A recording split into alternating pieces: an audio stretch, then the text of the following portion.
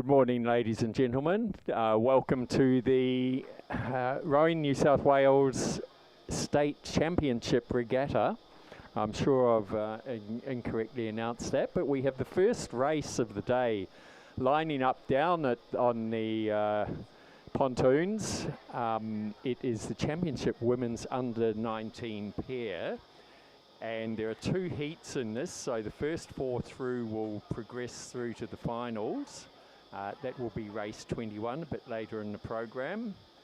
Over in lane 2, representing Commercial, is Annika Gundlach and Tyra Jensen, coached by Nigel Stubbs and Flynn Nation. Lane 2 from Mercantile, Lucy Gillen and Mackenzie Kopke Veldhuis. In lane 3 from the University of Queensland, Pia Hatzi Petru and Holly Fleming, coached by Phil Bourguignon, John Pettigrew and Sally Kehoe, and they also coach lane 5 to the University of Queensland, Ella Walsh and Danielle Watt. In lane 6, all the way from Swan River and Canned, Grace Louise Moffat representing Canned, and Lara Connolly representing Swan River, coached by Mark Beer. In lane 7 from Adelaide, Tamara Bates and Grace Barrera, and in lane 8 from the University of Queensland, Zoe Rossiter and Olivia Richardson, coached by Philip Bourguignon, John Pettigrew and Sally Kehoe. And I'm joined in the commentary this morning by Rob Glendenning, who's head coach at MLC School and has many other credentials to his name. Good morning, Rob. Good morning, Mark, and what a great day. Conditions out in the water, but that first race is away, and it looks like a clean start, and the crews are just making about the first 100 metres or so. There's a few steering issues early on between, looks to be lane 5 and 6, but they look to be sorting themselves out. While we're just waiting for the crews to get a little bit closer, just a couple of announcements. I know it's early in the day and we're going to harp on this throughout the day, but certainly as soon as you return, as soon as your race is complete, if you could return your bow numbers. Another reminder, I know everybody gets the irks about this, but helmets. We can't ride on the side of the track without helmets, so please ensure that you're wearing a helmet. And we shall update on a few others as we go. So absolutely perfect conditions out here at the moment. We understand the forecast is for about 30 degrees, so remember, lots of sunscreen, stay cool, drink lots of water, all the basics we don't really need to tell you, but looking down the course at the moment, it is fantastic. It's glassy about halfway down and then a slight ripple on the water. So this first race of which is heat 1 of the Championship Women's Under 19 pair is coming up to the 500 metre mark, and we may get a idea of what's going on as they pass through. I'm not sure if we have sufficient volunteers for the 500 metre hut today or not, but we'll wait and see.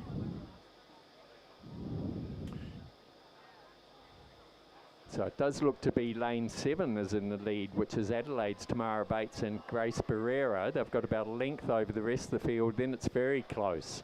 So no indication of what's going to look like at the finish line. This is only the first 500 metres of the race. It's now the middle section where they probably will all sort themselves out. Yeah, but certainly, Mark, that Adelaide crew of Tamara Bates and Grace Barrera looking very strong coming through the 500 metre mark. But it does look to be a little bit of a tight tussle with the Uni of Queensland crew over in lane 4, but and the Swan River Canned crew in lane 3. But it is very close, as you called it, Mark. Less than a second between each place getter as they went through the 500 metre mark, and moving down now towards the 1,000, and we'll get a better picture of where we're at. It's a little bit of wandering in the lane, as is often to happen in pairs, and particularly at the under 19. They're reasonably new to pair rowing, so the steering of these things tends to be a little bit more difficult than most boats. So there is a little bit of wandering across the lanes, but I'm sure that they'll sort that out with the more racing they do. The danger being with this fantastic video we get off the Marshall boats that are following was that crew that had wandered over and their oars were going in above the the boys, but they were very fortunate that they didn't catch one. That's always the danger.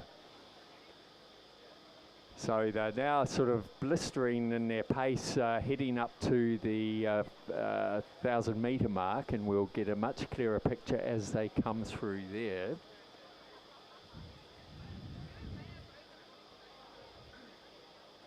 A little bit hard to just see what's going on, but from what I can see just on the video there, it does seem to be that Adelaide crew has extended the lead. They're still only about a length ahead.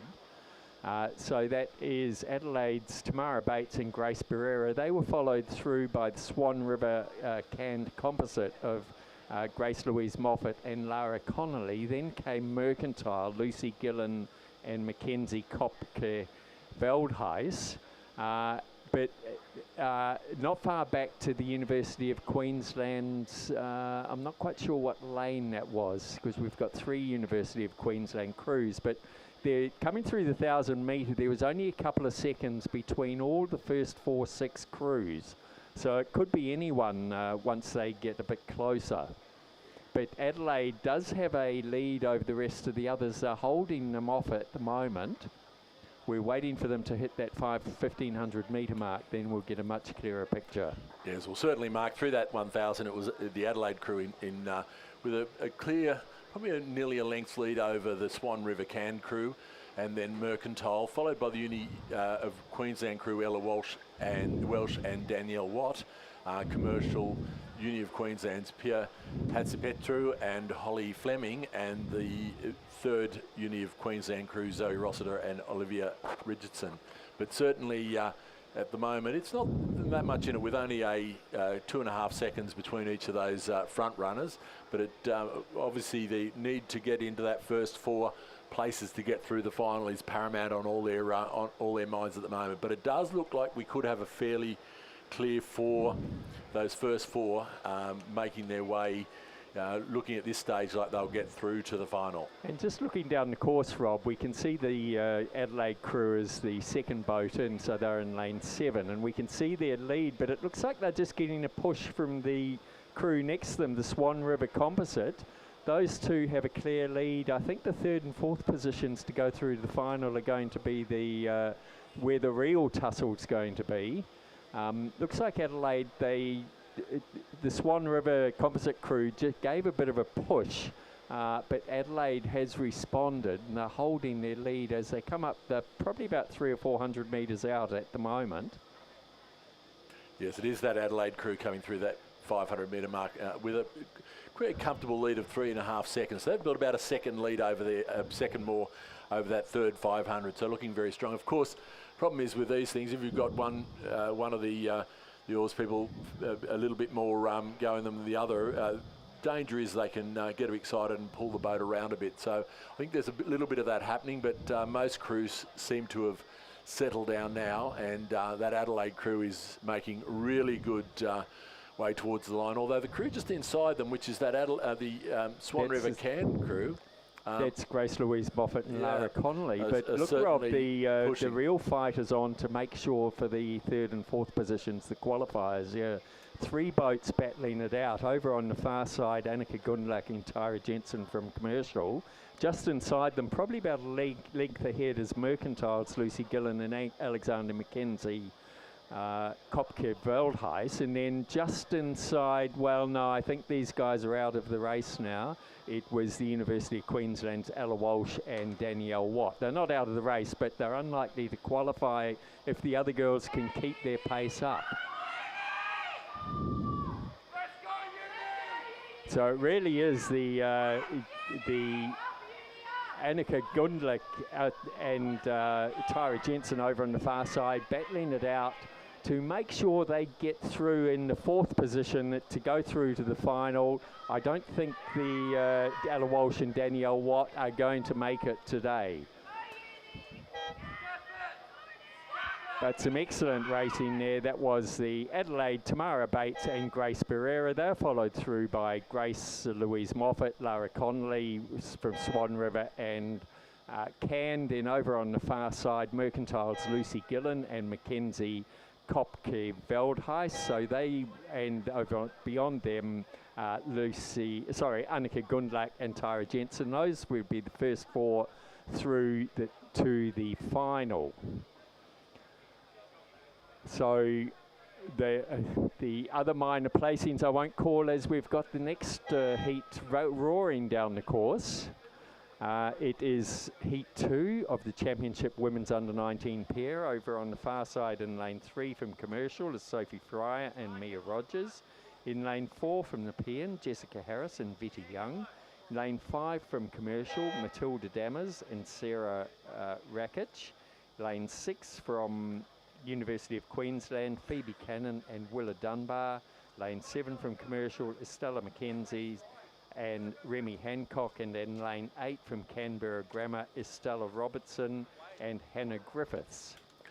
So, Mark, through the 500,000 metre mark, and the Canberra Grammar crew of Estella Robertson and Hannah Griffiths holding a very handy lead of about 7 seconds over the University of Queensland crew, Phoebe Cannon and Willa Dunbar, followed by the 2 commercial crews, the first one being the Estella Menzies and Remy Hancock crew.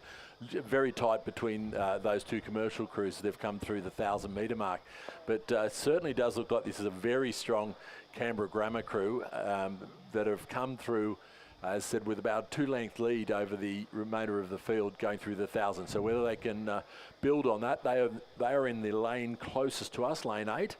And certainly from our vantage point, look to be, if nothing, even increasing that lead.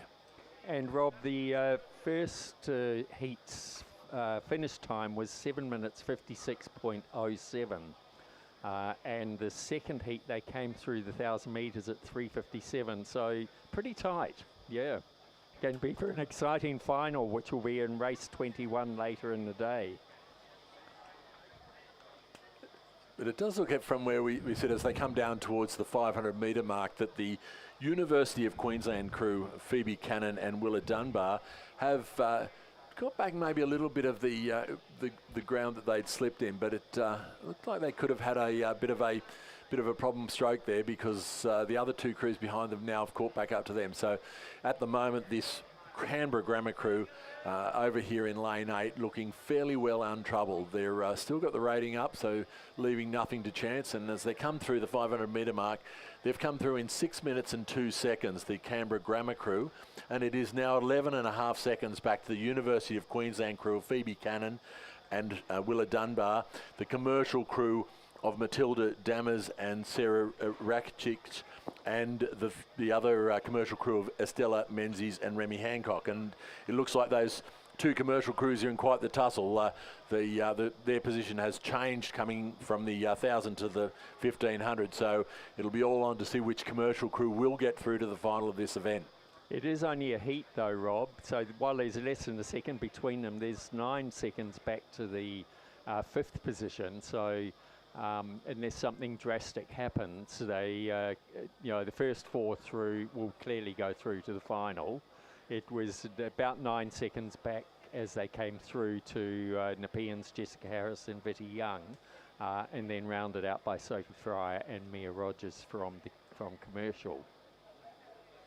But a very strong finish here as the leaders of the pack. That's Estella Robertson and Hannah Griffiths from the ACT. They've just dropped back their rating. They know it's only a heat. They don't need to kill themselves to go through to the final. They did fantastic time right up to the 1,500 metres mark, and have decided, I think, to conserve their energy. Then the rest of the 3 behind, so that is Phoebe Cannon and Willa Dunbar from the University of Queensland, then Matilda Dammers, Sarah Rakic and Estella Menzies and Remy Hancock, both from the Commercial in Queensland. They all through to the final. Betty Young and Jessica Harris over there from Nepean, putting on the power to see if they might get back through, but it looks like they probably just run out of energy there. Oh no, they've got it back together again. So there was a slight hiccup there. But yeah, clear clear finish there through to Canberra Grammar's Stella Robertson and Hannah Griffiths, followed across by Phoebe Cannon, Willa Dunbar from the University of Queensland, Matilda Dammers and Sarah Rakic from Commercial, Stella McKenzie and Remy Hancock from Commercial. Those are the first 4 qualifiers through to the final. They're followed across by Vitti Young and Jessica Harris, the locals from Nepean, and then Sophie Fryer and Mia Rogers. And the finish time there, 8:09, but we could see them slow right down. They knew they didn't have to put the power in to finish this race. Yes, indeed, and also, Mark, trying to conserve that energy in the heat. But we're well underway in the next race. It's race 3, the Championship Women's Under-23 pair. Once again, we have 2 heats in this event, meaning the first 4 will go through to the final. So in lane 2, we have the UTS Composite, UTS and Adelaide, Georgina Tager from Adelaide, April Draney from UTS, coached by Sam Fennessy and Tim McLaren. In lane 3, Swan Rivers, Greta Spencer and Lila Fivez. In lane 4, Melbourne University's Meg Dumbrell and Chloe Nevins. In lane 5, University of Queensland, Ruby Dollar and Tyler Hutton, coached by Phil Bourgenon. In lane 6, Sydney University Composite, it's Talissa Noak Driver from Sydney Rowing Club, Stephanie Preller from Sydney University Rowing Boat Club, coached by Alfie Young and Lachlan Carter. In lane 7, Melbourne University Composite, Anna Morrison from Mercantile and Zara Lavery from Melbourne University. And in lane 8, Adelaide University Composite, Isabel Scammell from Sydney Rowing Club and Sophie Barr from Adelaide University, coached by Lachlan Carter and Florence Griffiths. So, Rob, as it came through the 1,000-metre mark, Isabel Scammer and Sophie Barr from Adelaide Uni and Sydney had a clear lead over Talissa Nock Driver and Stephanie Preller. Then very tight through to Georgina Tager and April Draney from UTS and Adelaide Composite. And then slightly further back to Anna Morrison and Zara Lavery from the Melbourne University and Mercantile. Very close, only a couple of seconds back to the 5th position of Meg Dumbrell and Chloe Nevins from Melbourne University, and then 0.37 back to Swan Rivers, Greta Spencer and Lila Fivez. So the real battle's going to be on for that important qualifier 4th position.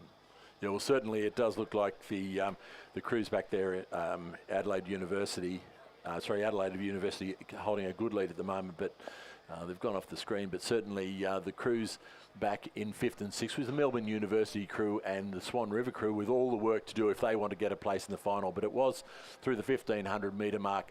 Adelaide University and Sydney Rowing Clubs, Isabella Scammell and Sophie Barr, ahead of Sydney University and Sydney Composite, UTS Adelaide Composite, and then the Melbourne Uni Mercantile Composite. And those crews at the moment hold down the first 4 places. And it does look like it's fairly clear now as we come down into the last 300 odd metres, the 4 crews, although the crew over on the far side, which is the UTS Composite crew, certainly making a push, and the danger is that for the crews in Swan River and obviously Melbourne Uni just back a bit, but they seem to be coming through. It does appear to be a handy lead by the Sydney Adelaide Composite, and they look like they will hold on. They've got the rating down a little bit now, but certainly looking very polished as they come into the last 250 metres.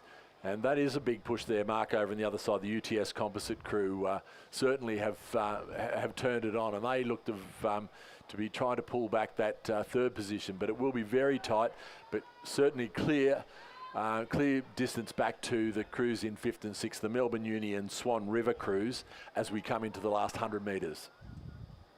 Yeah, fairly comfortable. We know who's going through to the final here. The first 4 certainly have pulled away from the rest of the field, and nearest to us, that's Isabella Scammell and Sophie Barr from Sydney Rowing Club and Adelaide University. They're followed across by Talissa Nock Driver and Stephanie Preller, about half a length ahead of Anna Morrison and Zara Lavery from Melbourne, and then over on the far side, Georgina Tager and April Draney from UTS and Adelaide. They were then followed across by Georgina Campbell and Grace Turnell. No, hang on, I've got the wrong one there. By, yeah, Georgina Tager, Greta Spencer and Lila Feeble, then Ruby Dollar and Tyler Hutton. So out on the course now, we have race 4, the Championship Women's Under-23 Pair Heat 2. Once again, a reminder that first 4 going through to the final. In lane 3, Sydney Rowing Club's Remy Mackay and Laura Seifer, coached by Lachlan Carter and Florence Griffiths. In lane 4, Sydney University, Olivia Natty and Tiffany Botha, coached by Alfie Young and Alan Bennett. In lane 5, University of Queensland's Alice Reddy and Nancy Duncan Banks, coached by Phil Bourgenon. In lane 6, Mercantile, Olivia Nairn and Jess Hawker. In lane 7, Sydney Rowing Club, Freya Neville and Lola Anderton, coached by Lachlan Carter and Florence Griffiths. And in lane 8, Canned, Georgia Campbell, Grace Turnbull, coached by Charles Betts and Warren Rowe.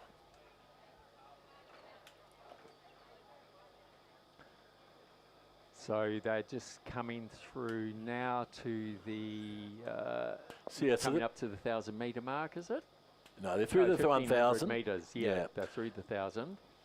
So as they came through the 1,000 metres, it was Robertson and Griffiths.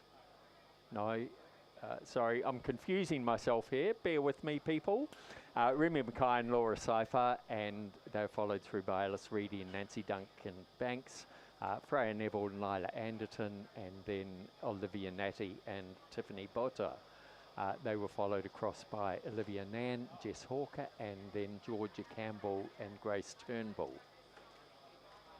But it does look to be reasonably clear at this top 4 as we've gone through that 1,000. As they come down towards the 1,500 metre mark, the Sydney crew certainly holding a handy lead at this point in time, but a little bit of a gap back between the Sydney University crew and Mercantile. So fairly clear cut as we come into the last 500 metres. And as we just getting those times. And just as they come across now. And it will be that Sydney Rowing Club crew in lane 3, Remy Mackay and Laura Seifer, gone through in 5:40.48. So a fairly tidy time came through there, followed by the University of Queensland crew in lane 5, Alice Reedy and Nancy Duncan Banks. Third was Sydney's Freya Neville and Lila Anderton, and in lane 4, Sydney University's Olivia Nairn and Jess Hawker. Now the Can crew now, the Mercantile crew has slipped back a little bit now. I think I've called the Sydney University as Mercantile, but Olivia Natty and Tiffany Botha were the Sydney University crew in 4th place. And it's a little bit of a gap then back to the Can crew.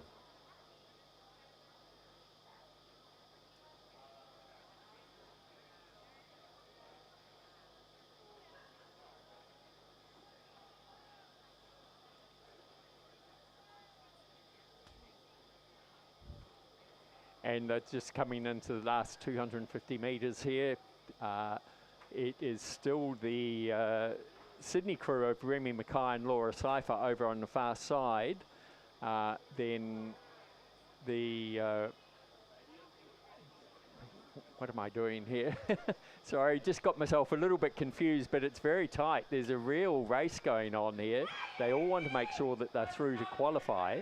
Over on the far side, Sydney is managing to hold off the crew here in lane 7, which is Freya Neville and Lila Anderton, also from Sydney. But look over there in lane 2, Olivia Natty and Tiffany Botha from Sydney University.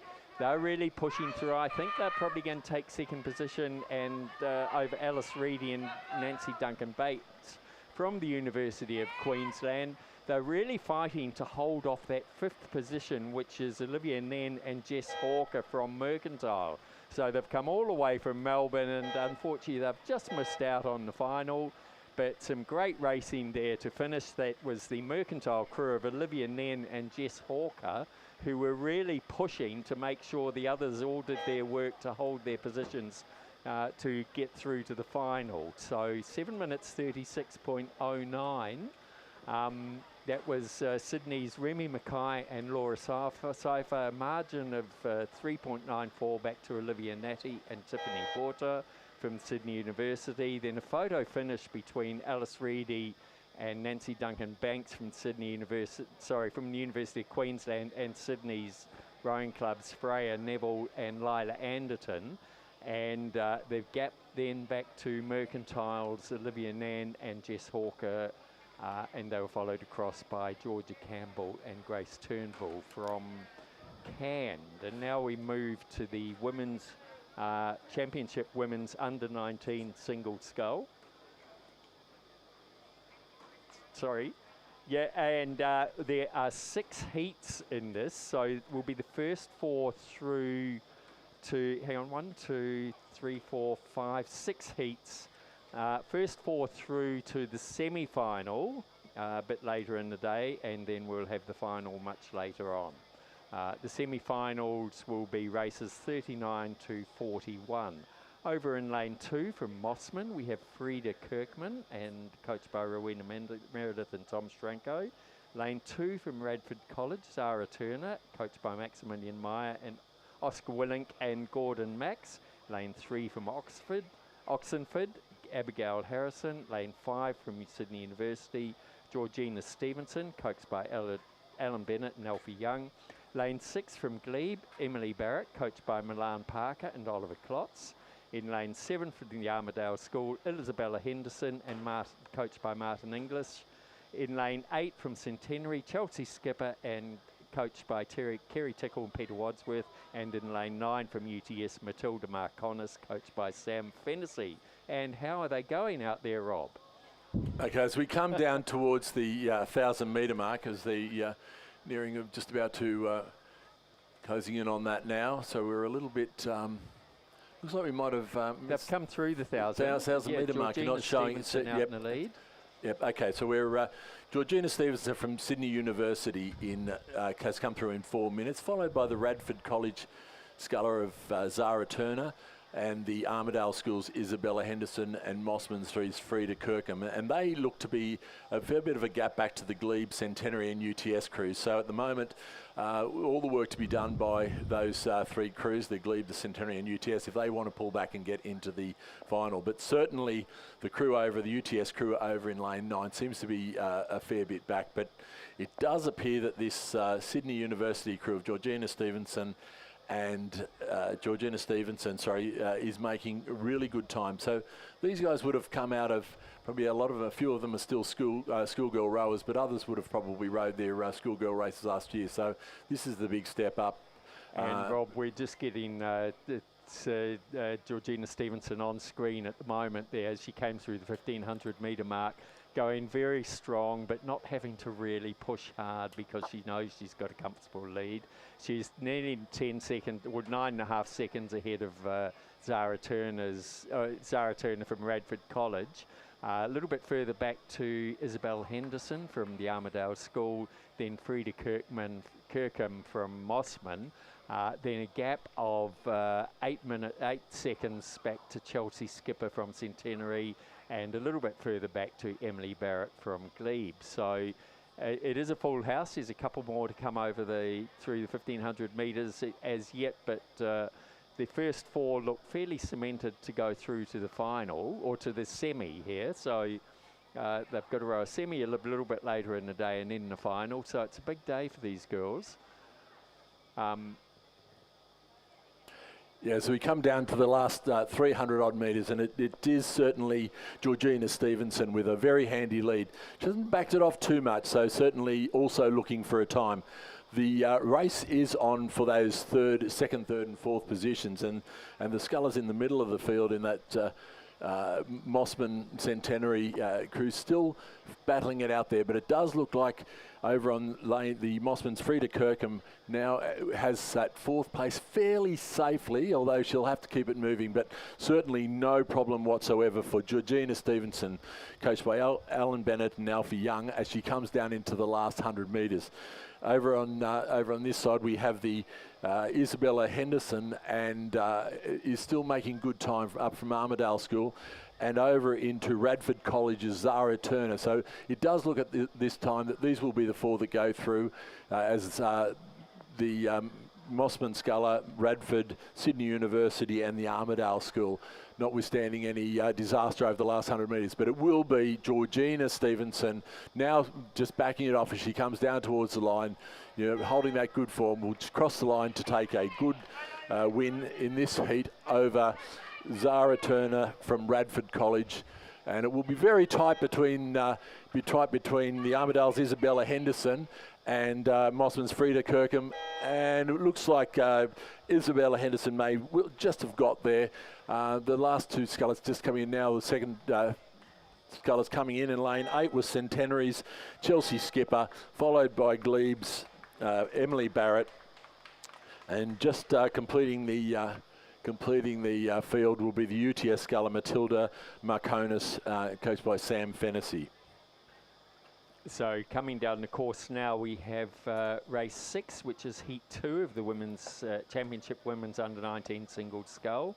Over on the far side in lane 2 from Radford College, Lily Soderblom, coached by Maximilian Meyer, Oscar Willink and Gordon Marks. In lane 4, there's been a scratching in lane 3. In lane 4 from Mossman, Eloise Stevens, coached by Rowena Meredith and Tom Shremko.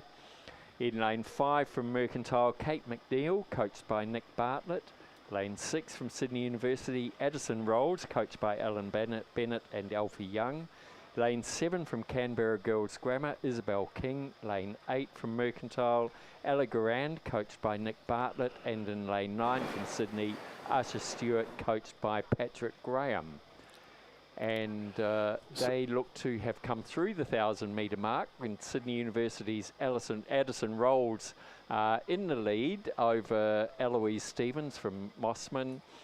Mercantile's Ella Garan was following through in 3rd position. Then Radford College's Lily Soderblom. About 2.5 seconds back to Isabel Kings from Canberra Girls Grammar.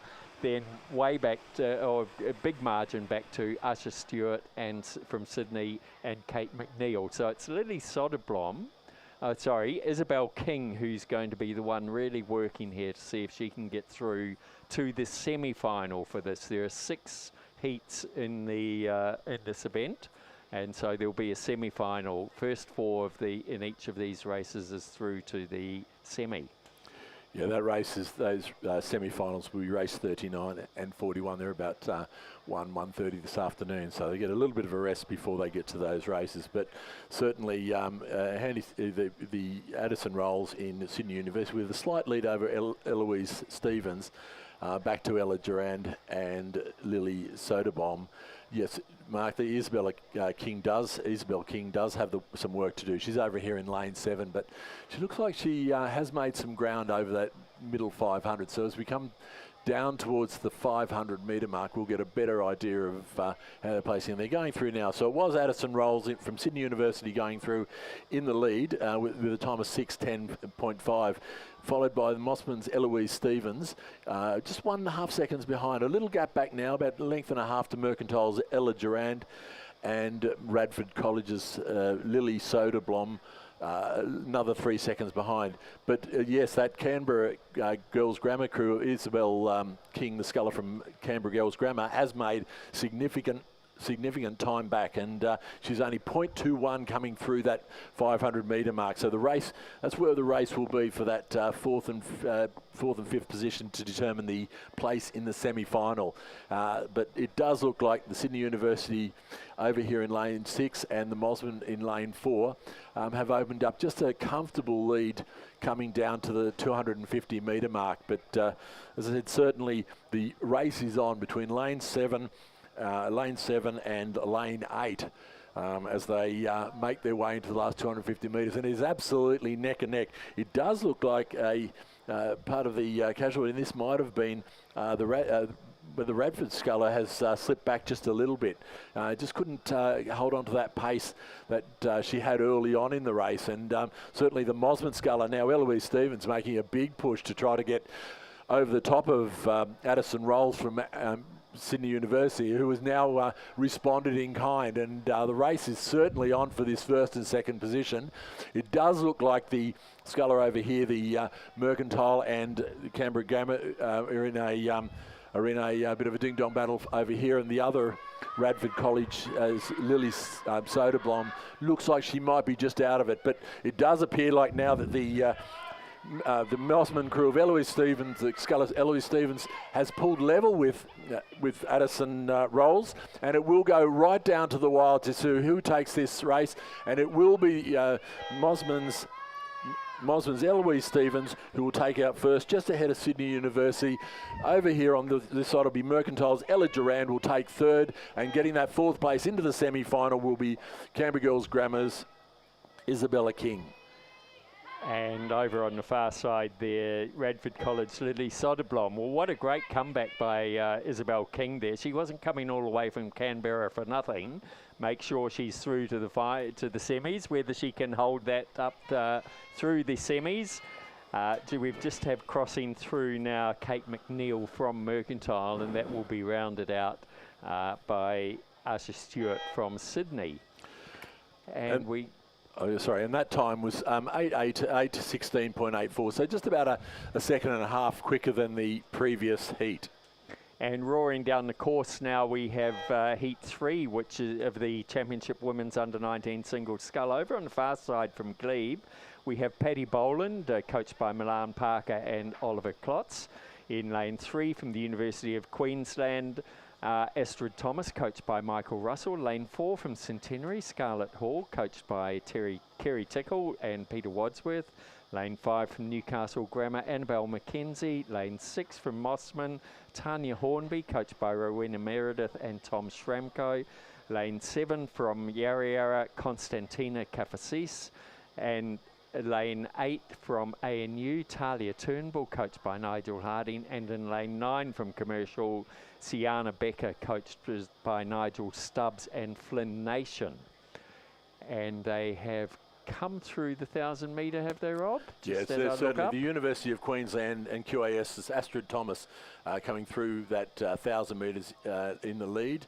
A big gap back to the ANU's Talia Turnbull, about 9.5 seconds at the 1,000 metre mark, so that's a big lead. Followed by the Glebe Patricia Boland, about half a second behind the ANU sculler. A little bit of a gap back to Commercial's Kiana Becker.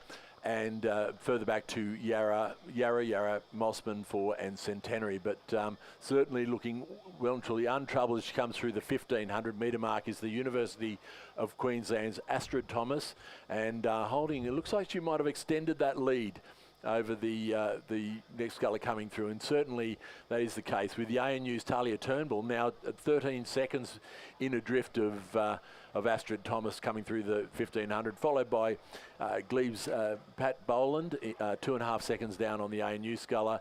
In fourth place, Commercial's Chiana Becker, about another 7 seconds behind. So that there's a bit of a gap now coming through, and it's just jumped the timing screens have just jumped, but certainly those top 4 look like they will go through untroubled, but still a fair way to go with about 300 odd metres to get to the... Interesting when you see this, Rob. I know Paddy Boland out there will be being very tactical, and she knows she's comfortably through, so won't be pushing herself because they're quite big margins as they came through that 1,500 metre mark. And again, the race is going to be on, I think, for whoever can get in that 4th position. Yeah, but I think, Mark, as you saw in the last heat, Sculler came through the 500 metre mark 2 or 3 seconds behind and came into 4th place. So tactics work right up to the point that they don't. So it is certainly worthwhile cementing your position there. And but it is this the Sculler. Coming, so we've jumped a little bit. Astrid Thomas is in lane 3 with a very handy lead over the remainder of the field as she comes into the last 150 metres. And then it looks to be Talia Turnbull from ANU closer to us. Over on the far side there in lane 1 is Paddy Boland. Just cruising, as we can see. I think she's got a fair command over the rest of the field. as far as she can see. The closest to us, Sienna Becker from Commercial, and then into Konstantina Kafasis. Those are the two that are battling it out for the coveted 4th position to make sure they get through to the semi-final. We've just had the Astrid Thomas from Queensland has crossed over comfortably. Over on the far side there, it's then Paddy Boland just pipping ahead of ANU's Talia Turnbull. Right next to us here, Sienna Becker from Commercial has taken a good nearly 2 lengths lead over Konstantina Kafasis. So Konstantina unfortunately won't go through to the semis. They'll be followed across by Tanya Hornby from Mossman. Further over there out in the field is Scarlett Hall from Centenary.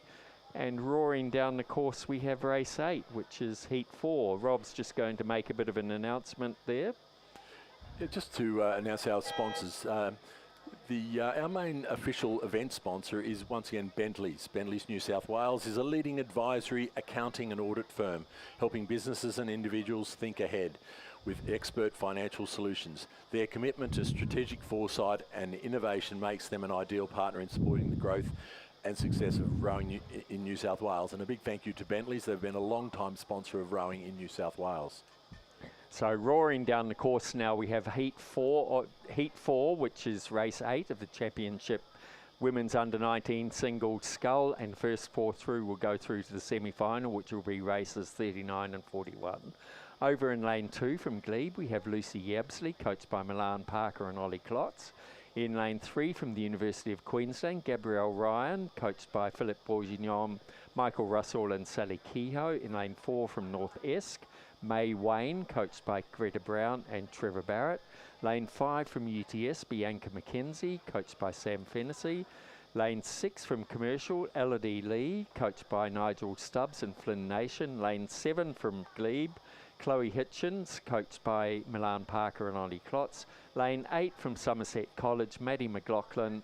And in lane 9 from Fremantle, Juliet Kelly. And Rob, tell me how they're going. I hope you can tell me our Glebe girls are out in front. In fact, it's the north coming through that 1,000 metre mark. It was the North Esk sailor, May Wayne, in 4 minutes flat coming through the 1,000 metres, followed by Glebe's Lucy Yabsley, University of Queensland's Gabriel Ryan, and Glebe's Chloe Hitchens. And certainly the first 3, the North Esk, Glebe and University of Queensland scullers, have a handy lead over the Glebe and Commercial crew, who are fighting out for that very important 4th position. And they've just come through the 1,500 metre mark, and it is the North Esk sculler of May Wayne, still holding down about a length's lead over Glebe's Lucy Yabsley, followed by University of Queensland Gabrielle Ryan. A little bit closer now with the Fremantle sculler Juliet Kelly, but she may have been missed off the timesheets when she went through the 1,000 metre mark. So, and then Glebe's Chloe Hitchens coming through, and certainly with the inclusion of the Fremantle sculler, it does look like a fairly clear first 4 in this race, Mark, as it's quite a gap back to the Glebe, Commercial and Somerset College scullers. You can see it looking out the window now, Rob. The Juliet Kelly and Fremantle, I think, did get left off because she certainly has a handy lead over the rest of the field there. She's probably ahead, my guess, from up here in our area looking down, I'd say a couple of lengths. So the action for the is over on the far side of the field. It's North Esk's May Wayne, and then I would put Lucy Yabsley over on the far side, followed through on this side, I think, by Fremantle's Julia Kelly, and then across in lane 2, Gabrielle Ryan, but that's relying on my fairly tired eyesight. They're just coming into the last 250 metres, so we'll get a better picture. Unfortunately, it doesn't look like Chloe Hitchens is going to make it through today, nor Elodie Lee or Maddie McLaughlin. So the girls out in front, look at that over there in lane 4. May Wayne from North Esk, she's in the lead. She's really just cruising, as is Lucy Yabsley over on the far side. Just They know they're through to the final. They're just cruising, saving their energy for that semi-final that's coming through. The first 4 have extended their lead well ahead of the rest of the field. So as she comes up to the finish, that'll be May Wayne from North Esk.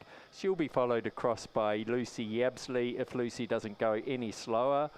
And then it is Gabrielle Ryan from the University of Queensland. She'll be followed through by Juliet Kelly all the way from Fremantle. So those will be the first 4 through to the semi-final. Then it will be Chloe Hitchens from Glebe, and in a beautifully coloured purple boat out there from Commercial, Elodie Lee, and she'll be followed through by Maddie McLaughlin from Somerset College. And Mark, the time for that heat was 8:22.93, so just a little bit slower than the heat before, about 8 seconds slower than the heat before. But we move straight on to race 9. This is the 5th heat of the Championship Women's Under-19 Single Scull. The progression once again, 1st, 2nd, 3rd and 4th to the semi-final, and the rest eliminated. In lane 2, MLC Schools Eve Parker, coached by Ashley Brooking. In lane 3, Tasmania University Boat Club's Matilda Cocker. In lane 4, Centenary Keely Cox, coached by Kerry Tickle and Peter Wadsworth. In lane 5, Canned, Millie Campbell and Charles Betts is the coach. In lane 6, Ballarat City, Olive Lanyon. In lane 7, Canberra Girls Grammar's Charlotte Bowen. In lane 8, Canberra Girls Grammar, Emily Walker. And in lane 9, Manning Valley Anglican, it was Zoe Hutchinson, coached by Murray Doust. And Rob, it's great to see that, is it more so than usual that we have them coming from all over the country for our state championships? No, it has been traditionally a selection regattas in the past. I'm not sure what the status on that is now, but certainly the other tactic here is to get some time on the course prior to the nationals, which of course here in about a month's time. They're not. They're in Barrington, but certainly to get some time against your competition prior to heading off to Barrington in a month's time. And the other thing is that we have we have 6 heats of girls under 19 single sculls, and this will be followed by only four heats of boys. So it seems to be a trend we're seeing. A lot more women involved in rowing these days than men. Come on, guys, what's happening?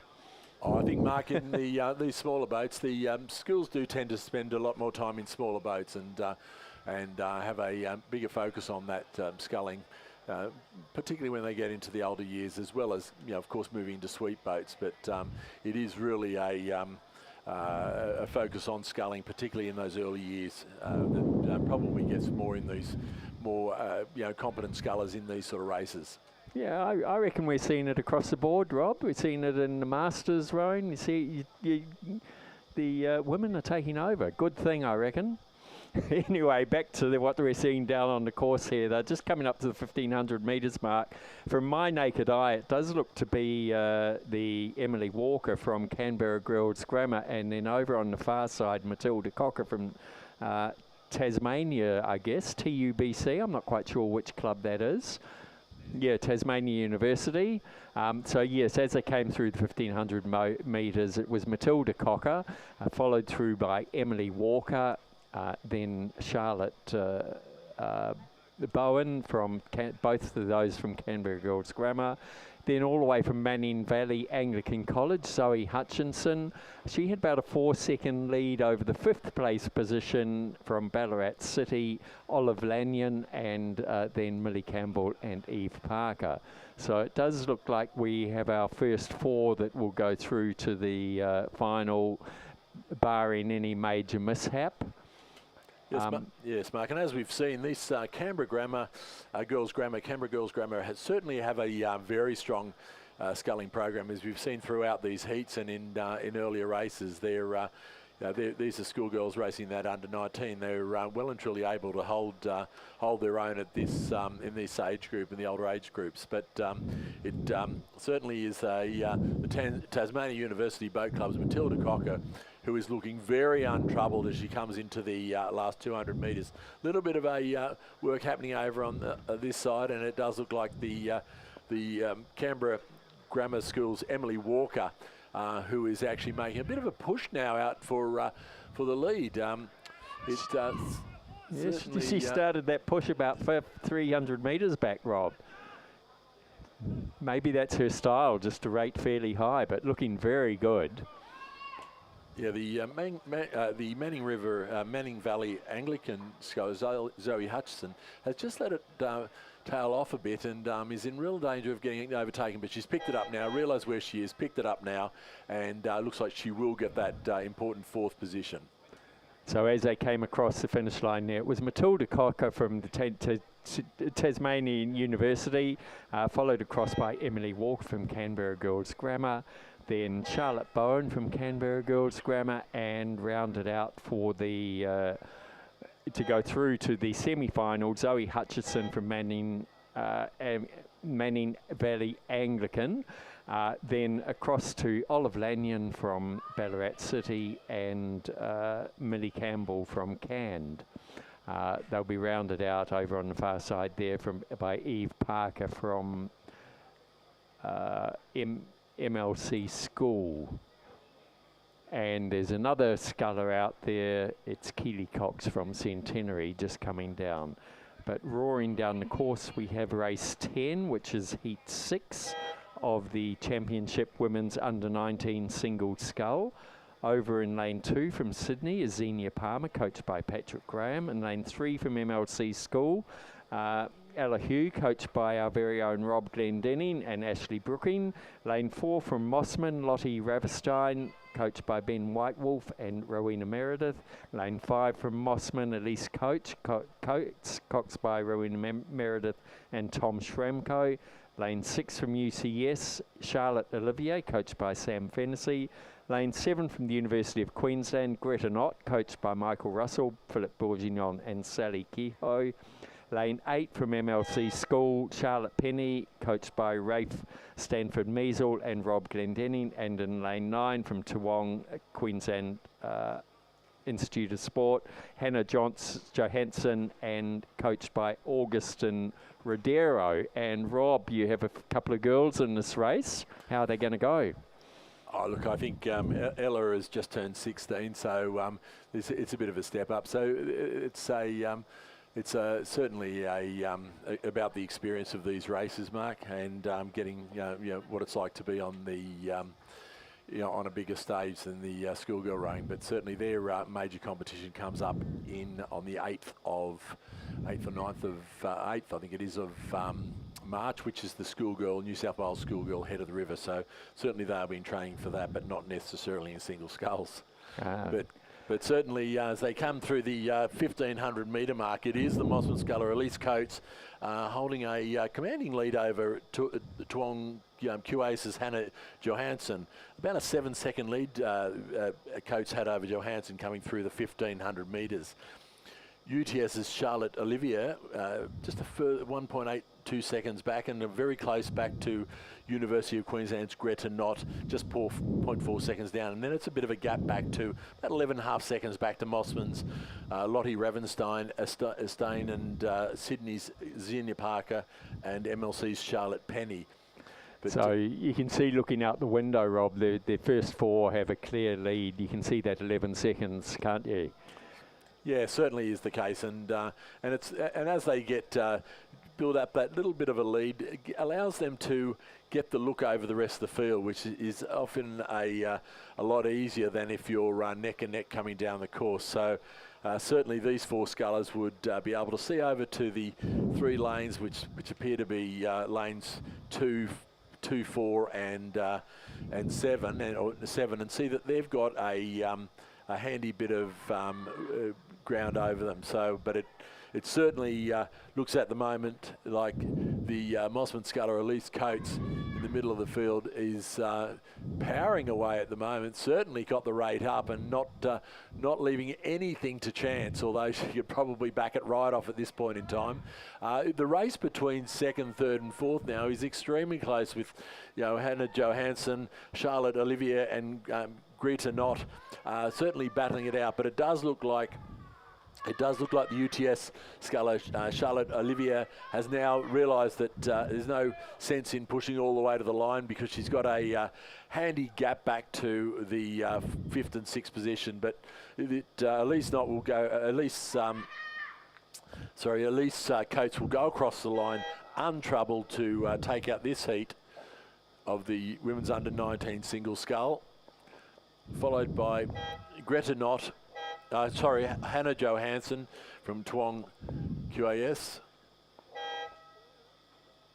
Then it was Greta Knott and followed across by Charlotte Olivier. So those are the first 4 through to the semi-final. Over on the far side, Lottie Raverstein from Mossman, then Xenia Palmer and Charlotte Penny from MLC School.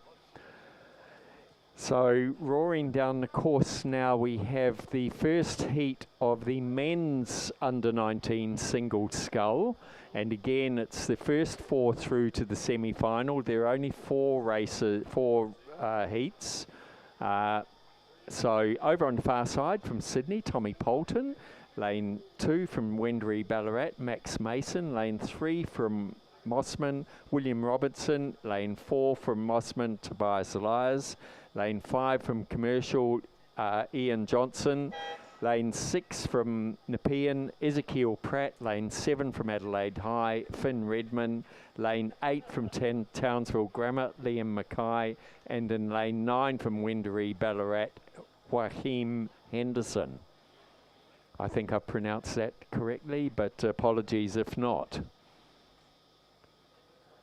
And they've come through, they're just coming up to the 1500 metre mark, so we'll get a fairly good idea there. But as they came through, no, we just don't have it on our screen, so we'll wait as they come through. Oh, yes, we do. It was Tobias Elias ahead of Owen Johnson, then Max Mason and Finn Redmond. As they came through the 1,000 metres, there was a 3.5 second gap back to Tommy Poulton, then Liam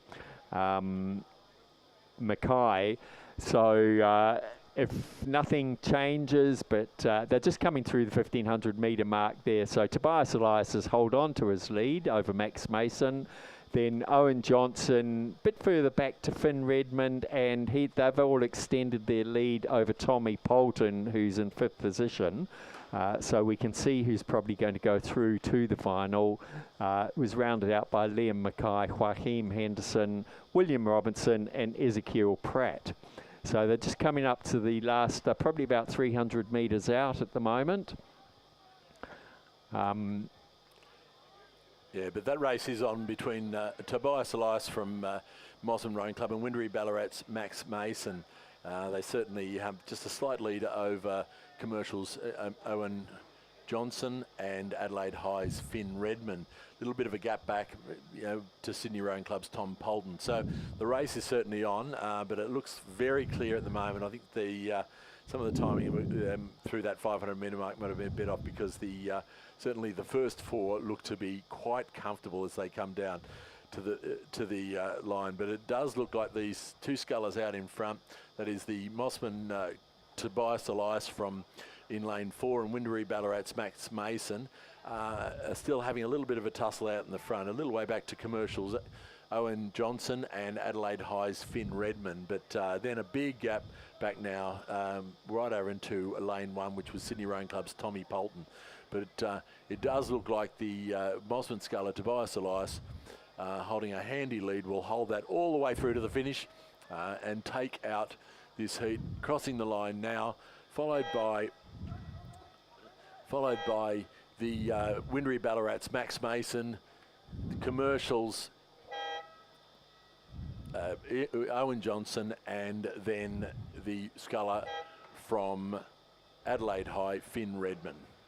So time there, 7 minutes 25.97. So we're seeing the speeds increase here with the boys come down the course.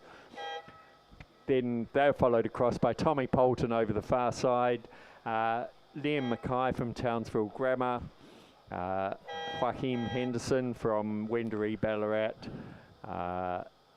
Ezekiel Pratt from Nepean, and William Robertson from Mossman.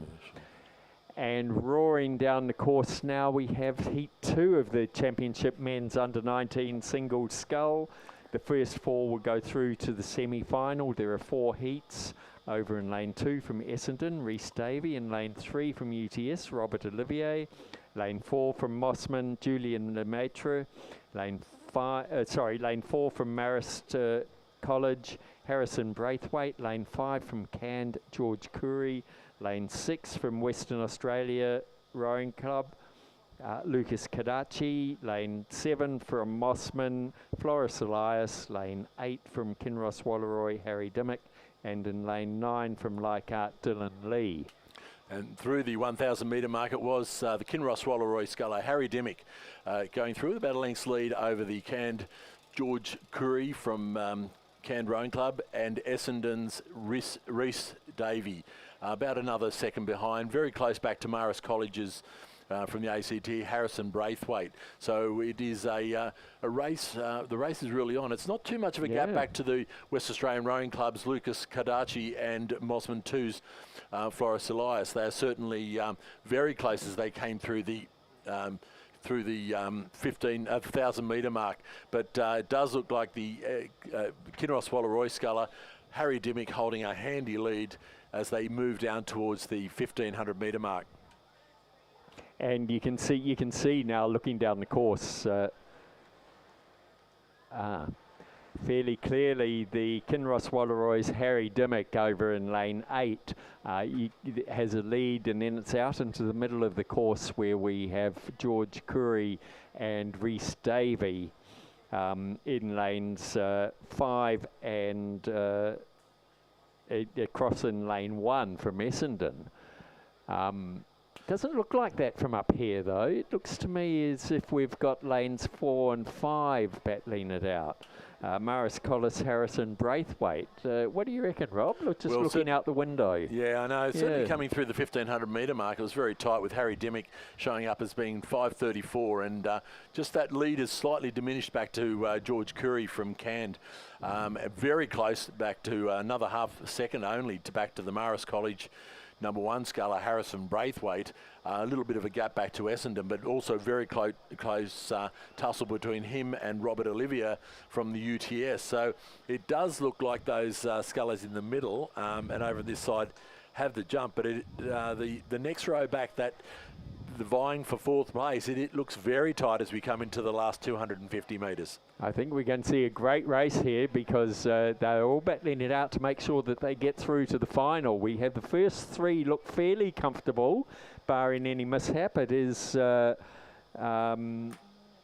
Dimmock over here in lane 8, then across in lane, I think that's 4 and 5. So that's Marist Collison, Harrison Braithwaite and Cand's George Curry. And look at the boys over on the far side. That's Essendon, Rhys Davey, giving it everything he's got. And he's right beside him is Robert Olivier from UTS in lane 2. So those are the ones that have really seem to have snuck ahead here of the lane 6 is Lucas Kadachi. But look at that over on the far side there. We're going to see a great finish here. Very tight as they come down towards the line. And it is the Kinross Walleroy over this side. Just will take that win, but it's neck and neck over in between lane 1 and 2. And it will be Essendon's Rhys Davey that just scrapes into that 4th place and bumps Robert Olivier out of that semi-final this afternoon. So that's what we like to see even in the heats. So the first 4 through to the final, Harry Dimmock in a time of 7:30.55, followed through by Harrison Braithwaite from Marist College with a margin of 1.6, then George Curry from Cand with a margin 1.5, Rhys Davey from Essendon, another 2 seconds behind, 0.66 of a second back to UTS's Robert Olivier from UTS, who just missed out on going through to the semi-final. Quite a margin back to Lucas Kadachi from Western Australia, then Floris Elias, Dylan Lee and Julian Lemaitre. And that's what we like, a bit of exciting racing even in the heats here. Just while we're waiting for this next race to come through the 1,000 metre mark, just moving on to another event sponsor, the Regatta Shop, the official events merchandise. The Regatta Shop specialise in corporate, team, club, crew and school wear, providing official merchandise to many sporting events across Australia. As the first company in Australia to supply rowing memorabilia, the Regatta Shop have been supplying rowing-specific event merchandise since 1992, offering an extensive range of garment styles and technical fabric solutions for uniform requirements. Make sure to visit Giles and the team behind the grandstand for all your New South Wales Championship merchandise. And coming down the course now, we have race 13, which is heat 3 of the Championship men's under 19 single scull, first 4 through to the semi-final. We have a scratching in lane 1 and lane 2 from Pembroke School, Alex Lee, coached by Simon Lane. Lane 3 from Sydney, Nicholas Callanan, coached by Brooke Robertson and Patrick Graham. Lane 4 from Radford College, Charlie Knight and coached by William Hatcher, Stuart Sampson, Gordon Marks.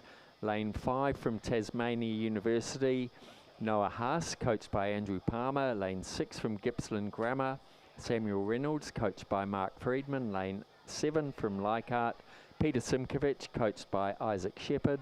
Lane 8 from Friends, Henry Manning, coached by Ian McMahon. And in lane 8 from Marist College, Garvin Hayes, coached by Tom Hayes and Cormac Hayes. Family affair going on there. So as they came through the 1,000 metres, we had Noah Hayes out in front, followed by Noah Haas, followed by Garvin Hayes, then Charlie Knight, and we've just got a change of order there. I'm looking on the screen at the moment just to see what's happening. They've come through the 1,500 metre mark, and Henry Manning from Friends, followed through by Noah Haas from Tasmania University, then Garvin Hayes from Marist College, and Charlie Knight from Radford College. He had a 2.2 second lead over the 5th position of Samuel Reynolds from Gippsland Grammar. So the first 4 through to the final, unless something happens, they will be it, and they're followed through by Alex Lee, Peter Simkovich and Nicholas Callanan. Sorry, I was just a little bit thrown there as we were just shuffling some papers up here in the commentary box. I'm now back on track. We can clearly see Henry Manning as he comes into the last 250 metres now from Friends here in lane 8, battling it out over there with both in lane 5 Tasmania University's Noah Haas. Pretty hard to call which one. No, I think it is Marist College, Garvin Hayes, closest to the grandstand here. Then further out in the field there in lane 4 from Radford College, Charlie Knight. In the middle here in lane 6 from Gippsland Grammar, Samuel Reynolds is working very hard to see if he can make it through to the to the semi-final. But we just about have, we're just having Henry Manning from Friends crossing the line with a very comfortable lead over the rest of the field. Further back to Noah Haas from Tasmania University Boat Club. They look to be followed across by Garvin Hayes from Marist College. Out there in lane 4 from Radford College, Charlie Knight. And so those first 4 will go through to the semi-final. Then Samuel Reynolds from Gippsland Grammar, putting on a big finish there. Over on the far side, Alex Lee from Pembroke School, followed across by Peter Simkovich from Leichhardt, and that'll be rounded out there by Nicholas Callanan from Sydney Rowing Club. And the winning time there, 7 minutes 23.34. So these boys are really speeding things up. We're coming through to the race 14 now, is out on the course, coming up to the 1,000 metre mark. This is the last heat of the men's under 19 singles sculls. First 4 through to the semi-final. In lane 1 from Centenary, Joshua Bradbury. Lane 2 from Manning Valley Anglican, Ryan Watkins. Lane 3 from Hunter Valley Grammar, Luke Purdy. Lane 4 from Radford College, Joshua Miller. Lane 5 from Gippsland Grammar, Hagan Cook. Lane 6 from Radford College, Hamish Whittier. Lane 7 from Leichhardt, Remy Wilson. Lane 8 from Kings, Lockie Tyndall. And in lane 9 from St Augustine's, Jason Cow. And we're back on track with our paperwork, I think, now. So we've all got draws now. We shouldn't be tongue-tied anymore, but we will be, no doubt. Okay, race 14. They've just come through the 1,000-metre mark, and it was Hunter Valley Grammar's Luke Purdy holding about a length lead over King's Lockie Tyndall, followed by Gippsland's Grammar's Hagan Cook. Radford College 1, Joshua Miller. Radford College 2, Hamish Whittier. Centenary's Joshua Bradbury. Manning Valley Anglican College's Ryan Watkins, and Leichhardt 3's Remy Wilson. But it certainly, once again, is fairly tight with those top 4 places. A little bit of a gap back at the moment to the second Radford College sculler, Hamish Whittier, who is just about a boat and a half in a drift of 4th position as we head down towards the 1,500 metre mark. So looking down on the course there, it's still beautiful conditions. Little slight, we're getting some ripples on, and the flags are sort of trying to blow slightly, but not having much success at this stage. We couldn't ask for it better here at, when we look down to the end of the course, we can see all the flags blowing. So the ones in front of the grandstand, nothing much happening, which indicates the gusts that I think we can see rippling across the water as they're coming into the 1,500 metre mark. It does look to be the boat closest to us in lane 8, Rob, is it? That would be, well, we'd look to be missing lane 9. It certainly is the between the Hunter Valley Grammar and the King's Sculler right over on this side. So Hunter Valley Grammar in 3 looks to be holding a slight advantage over the King's Sculler, but certainly nothing in it as they come down towards the 500. Through the 500 metre mark, in fact, it was Luke Purdy from Hunter Valley Grammar holding about a 4-second lead over the King's Sculler, Lockie Tyndall. Radford College's Joshua Miller has just moved up a place and overtaken the Gippsland Grammar's Hagan Cook. So it is still fairly close at the top. A little bit of a gap now developing between the second centenary of Radford College Centenary and Manning Valley Anglican College scullers. But it does look fairly comfortable over there for the sculler from Hunter Valley Grammar, Luke Purdy. Who is got the rating right down at the moment as he comes down towards the 250 metre mark. Just in right over on this side, we still have the King's Sculler of Lockie Tyndall, but it does look like the sculler in lane 4, the Radford College's Joshua Miller, making a bit of a effort to bridge that gap, and may well be coming, have lined himself up with the King's Sculler over on this side, and certainly has made a bit of a push now. Not liking what they're seeing behind with the 2 scullers that are currently running in 4th and 5th, making a big push. So the King's Sculler over on this side, certainly Lockie Tyndall will want to keep an eye out for the position, but looking untroubled coming down into the last 150 metres is the Hunter Valley Grammar's Luke Purdy as we cruising into the last 100, got the rating down, got this race well and truly covered. The Radford College sculler Joshua Miller, though, has made a big push and has certainly overtaken the King's Sculler. There's a little way back then to the Gippsland Grammar's Hagan Cook, and it does look like, notwithstanding the big push from the second Radford College sculler, Hamish Whittier, that it will be finished in that order. It will be the sculler from Hunter Valley Grammar, Luke Purdy, crossing the line in first place, followed by the Radford College's the Radford College number 1, Joshua Miller. The King's Sculler feeling very confident, stopping well before the line, will cross in 3rd, and will get the Gippsland Grammar, will get the important 4th place for the final. Then closely followed by Radford 2 coming in across the line. Over in Centenary Sculler now crossing the line over in lane 1, followed by the Manning Anglican Grammar sculler, Ryan Watkins, and then Oh, sorry, Peter Simkovic. What happened there? Well done, Rob. And the next race coming down the course now. So that rounds out the men's under-19 single sculls. The semi-finals will be races 42 and 43, which will be, I don't think I have a program that goes that far, so later in the day.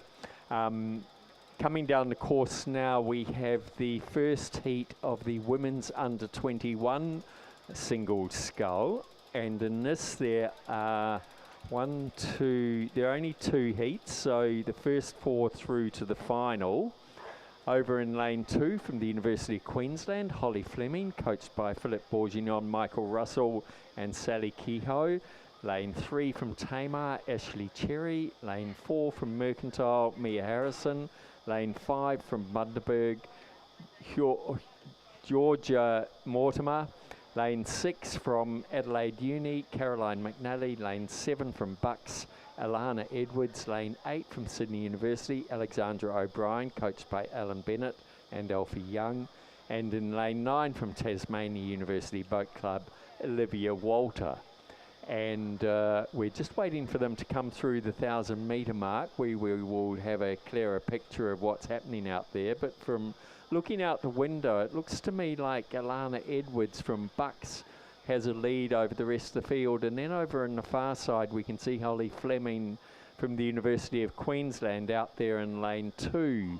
But I've called that, I think it's Alana Bucks, and right next to her, Caroline McNally from Adelaide University in lane 6. So that's lane 7 and 6. And across in lane 2 seem Caroline McNally and Holly Fleming. I'm relying entirely on my eyesight here, and we will get some numbers as they come through. As they came through the 1,000 metre mark, yes, it was Alana Edwards from Bucks, Caroline McNally, Adelaide University, Holly Fleming from the University of Queensland, Olivia Walter from Tasmania University Boat Club, and then there was nearly 4 seconds back to Alexandra O'Brien from Sydney University. So whether she'll be able to push hard and get through in this last 500 metres of the race is the big question. They've come through the 1,500 metre marks, and Lana Edwards has managed to hold her lead quite comfortably over Adelaide University's Caroline McNally.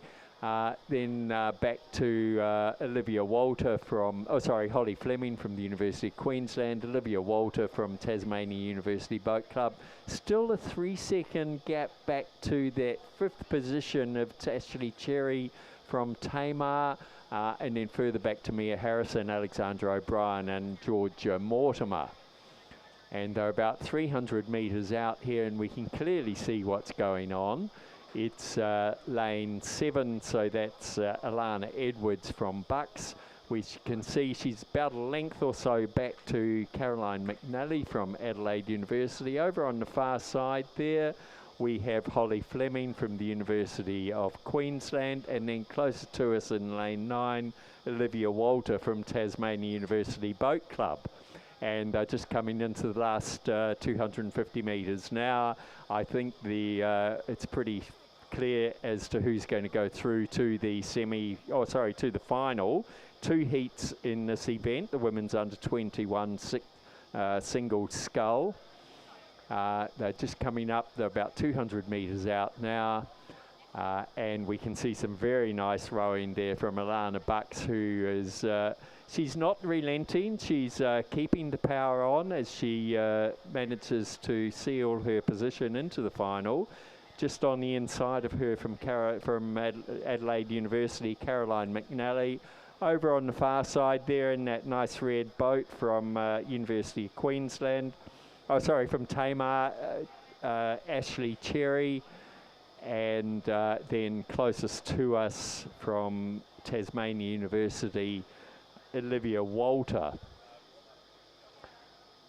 So some very nice rowing there. We've just had Lana Edwards from Bucks cross the line in a time of 8 minutes 13.44, followed across by Caroline McNally from Adelaide Uni. Over on the far side in the nice red boat there, That's Holly Fleming from University of Queensland in lane 2. Then Olivia Walter from Tasmania University. So those four will go through to the final.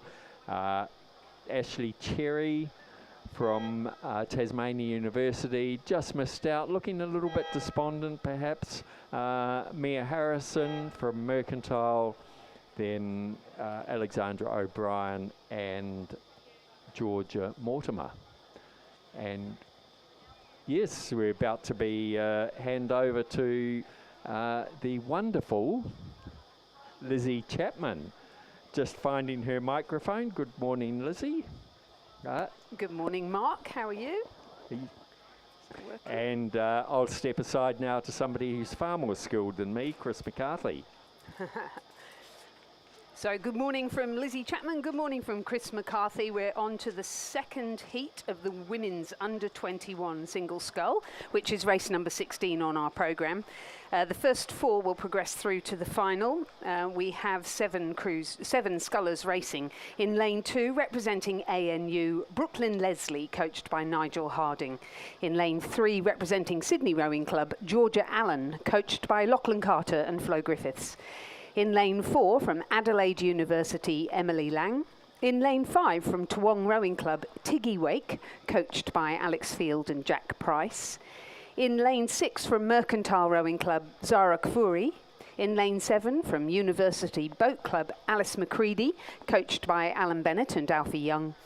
In lane 8, from UTS, the University of Technology Sydney, Leela Gaston, coached by Sam Fennessy and Tim McLaren. And in lane 9, another Sydney University Boat Club representative, Mia Booth, also coached by Alan Bennett and Alfie Young. Thank you, Lizzie, and absolute pleasure to be here again at the 2025 New South Wales Rowing Championships on what is shaping up to be a very hot day of racing out here at the Sydney International Regatta Centre. I think the forecast top of about 34 degrees, so the ice baths in the boat park will be pumping very shortly, with a lot of athletes backing up into semi-finals this afternoon. But this race ahead of us, Heat 2 of the women's under-21 single scull. Unsurprisingly, Zara Kfouri of Mercantile Rowing Club in the centre of the course there in lane 6 with a commanding lead at the 1,000 metre mark if you're joining us on the live stream. That's Zara right in the centre of the picture in the Felipe shell, who had almost 8 seconds up on her nearest competition at that halfway point. That nearest competition being Georgia Allen of Sydney Rowing Club, the Brit here on a gap year before heading off to the University of Virginia next year, I believe. And then Layla Gaston from UTS sitting back in 3rd place, the alumni of St Catherine's School. Mia Booth from Sydney University was trailing in that 4th and last qualifying spot through to tomorrow morning's final. Back there in 4th place. So just seen Zara Kfouri through the 1,500 metre mark, extending that lead on Sydney's Georgia Allen in 2nd. Layla Gaston from UTS still in 3rd. Mia Booth from Sydney University Boat Club, the alumni of Pymble Ladies College there in that final qualifying position. And a little bit of a gap then back to Brooklyn Leslie from ANU in 5th, and Alice McCready from Newcastle, or from Sydney University Boat Club, but formerly from Newcastle Grammar School in 6th place. Emily Lang of Adelaide Uni trailing the pack a little bit alongside Tiggy Wake. Emily Lang possibly with one of the most packed racing schedules we've ever seen at last year's state championships. I think had about 14 runs down the course, and I can't say I've checked quite yet, but I hope that isn't the case with the heat today, Lizzie. Agreed. Yes, you're quite right. Alice McCready, graduating from Newcastle Grammar School and moving up to Sydney University and coming to row at the boat club. So great to have her there in that under-21 squad that is coached by AB and Alfie Young. And Zara Kfouri here racing in the under-21s this weekend. 2 weeks ago at Small Boats Regatta, raced in the under-23s and took a pretty convincing win then. Coming up from Melbourne, and took a convincing win over, I believe, Zoe Bond of Sydney Uni and Ella Spalding of Sydney Rowing Club. Wasn't really a contest there in the 23s, and it doesn't look like a contest here in the 21s for Zara Kfouri as she enters the red buoy last 100 metres of the course here, and will all but certainly take the win here in the second heat of the women's under-21 single scull. It's still Georgia Allen from Sydney Rowing Club on the far side of the course. About 3 lengths back now, and just mounting a little bit of a late surge, but certainly in no danger of threatening the lead of Zara Kafori, who will come across the line now for the win. Georgia Allen from Sydney second. Layla Gaston from UTS in third place.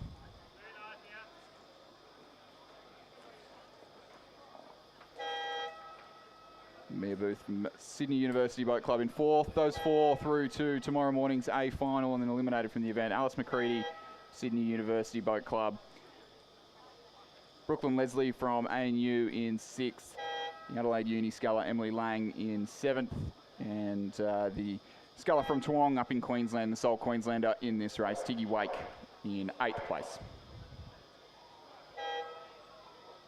So just recapping then the results of the second heat of the Championship Women's Under-21 Single Scull. A win for Zara Kfouri of Mercantile. Second, Sydney Rowing Club's Georgia Allen. Third, UTS Leela Gaston. Fourth, Sydney University Mia Booth. Those 4 scullers will progress through to the final, which is race number 62 on our programme.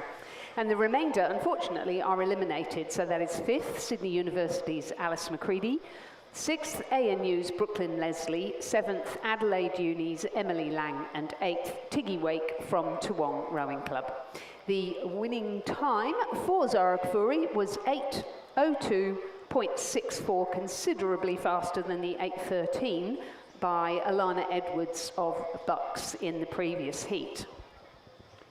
Yeah, pretty speedy time, given that she was certainly not pushing towards the finish and not really threatened beyond the 500-metre mark of that race. Our next race is the first heat of the Championship Men's Under-21 Single Scull. We have 4 heats here, and the first 4 will progress through to the semi-final. In the first heat, we have Mercantile's Archie Critchell in lane 2. He's coached by Ed Ryan. Lane 3 has withdrawn. In lane 4, from Canberra and the ACT High Performance Programme, Darcy James, coached by the new AC Actas head coach, Tom Westgarth, and William Hatcher. In lane 5 from UTS, Kaylin Routley, coached by Matthias Ungemach. In lane 6, Toowong Rowing Club's Nicholas Barlow, coached by Alex Field and Jack Price. In lane 7, Adelaide University's Henry Belcher. In lane 8 from ANU and the ACT High Performance Programme, James Robson. In lane 9 from Sydney University Boat Club, Finlay Mitchell, coached by Don McLaughlin and Simon Huxley. In this first heat, we've got 4 through to the final.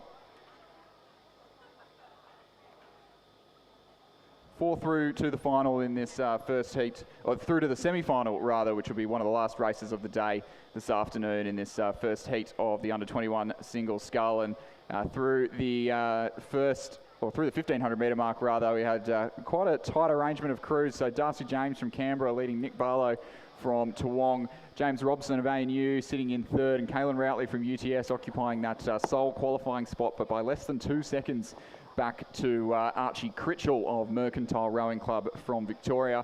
Henry Belcher from Adelaide Uni sitting back in 6th, and Finlay Mitchell from Sydney University in 7th place. So with only 4 qualifying spots to the semi-final available, it doesn't look like Darcy James from Canberra is going to be challenged for that first place, leading by about 3 seconds at that 1500-metre point. But Nick Barlow from Toowong only narrowly ahead of James Robson from ANU, a couple seconds back to Kaylin Routley of UTS, and then a very tight battle, less than 2 seconds. That'll be less than a boat length back to 5th place, and that is the difference between racing the semi-final this afternoon or putting your boat on the racks, getting the 10 mils out and packing up for the weekend. As we come into the last couple hundred metres, it is still the sculler from Canberra Rowing Club, who looks to have just seen a slight challenge on his left-hand side. The field certainly condensing in the late stages of this race.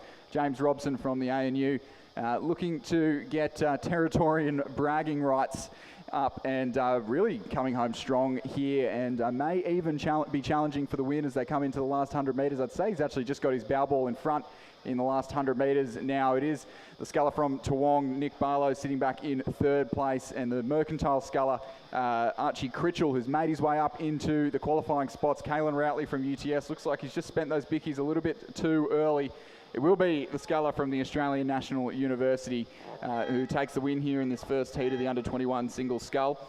Canberra Rowing Club's Darcy James in second. Toowong's Nick Barlow in third. Archie Critchell of Mercantile in fourth, getting himself into that semi-final. And then in fifth place and eliminated from the event will be Henry. In the first heat of the Championship Men's Under-21 Single Scull for ANU, James Robson. And second place from Canberra Rowing Club, Darcy James. In third place from Toowong, Nicholas Barlow. And in fourth place from Mercantile in Melbourne, Archie Critchell. They will progress through to the semi-final. In fifth position, Adelaide Uni's Henry Belcher. In sixth, UTS Caelan Routley. In seventh, Sydney University Finlay Mitchell. The winning time for James Robson was 7 minutes 24.38, and the margins were 1.64, 4.46 and 1.87. So a good race to kick off our men's under-21 single scull event. Another one's coming down the course that's looking very tight indeed, Lizzie. Yeah, second heat. In lane 2 from Wendouree Ballarat, Joshua Matheson, coached by Sam Hutchison. In lane 3 from the University of Queensland, Joseph Tyne, coached by Randall Martin and Lachlan Johnston. In lane 4 from Hawthorn Rowing Club, William Hexter, coached by Tristan Krzetsky. In lane 5 from Toowong, Joseph Petrie Repar, coached by Alex Field and Jack Price.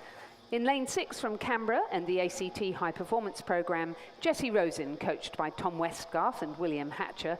In lane 7 from Toowong and the Queensland Academy of Sport, Mac Rogers, coached by Augustin Rodero. And in lane 8 from Hawthorn Rowing Club, Emil Stigter, coached by Tristan Krzetsky.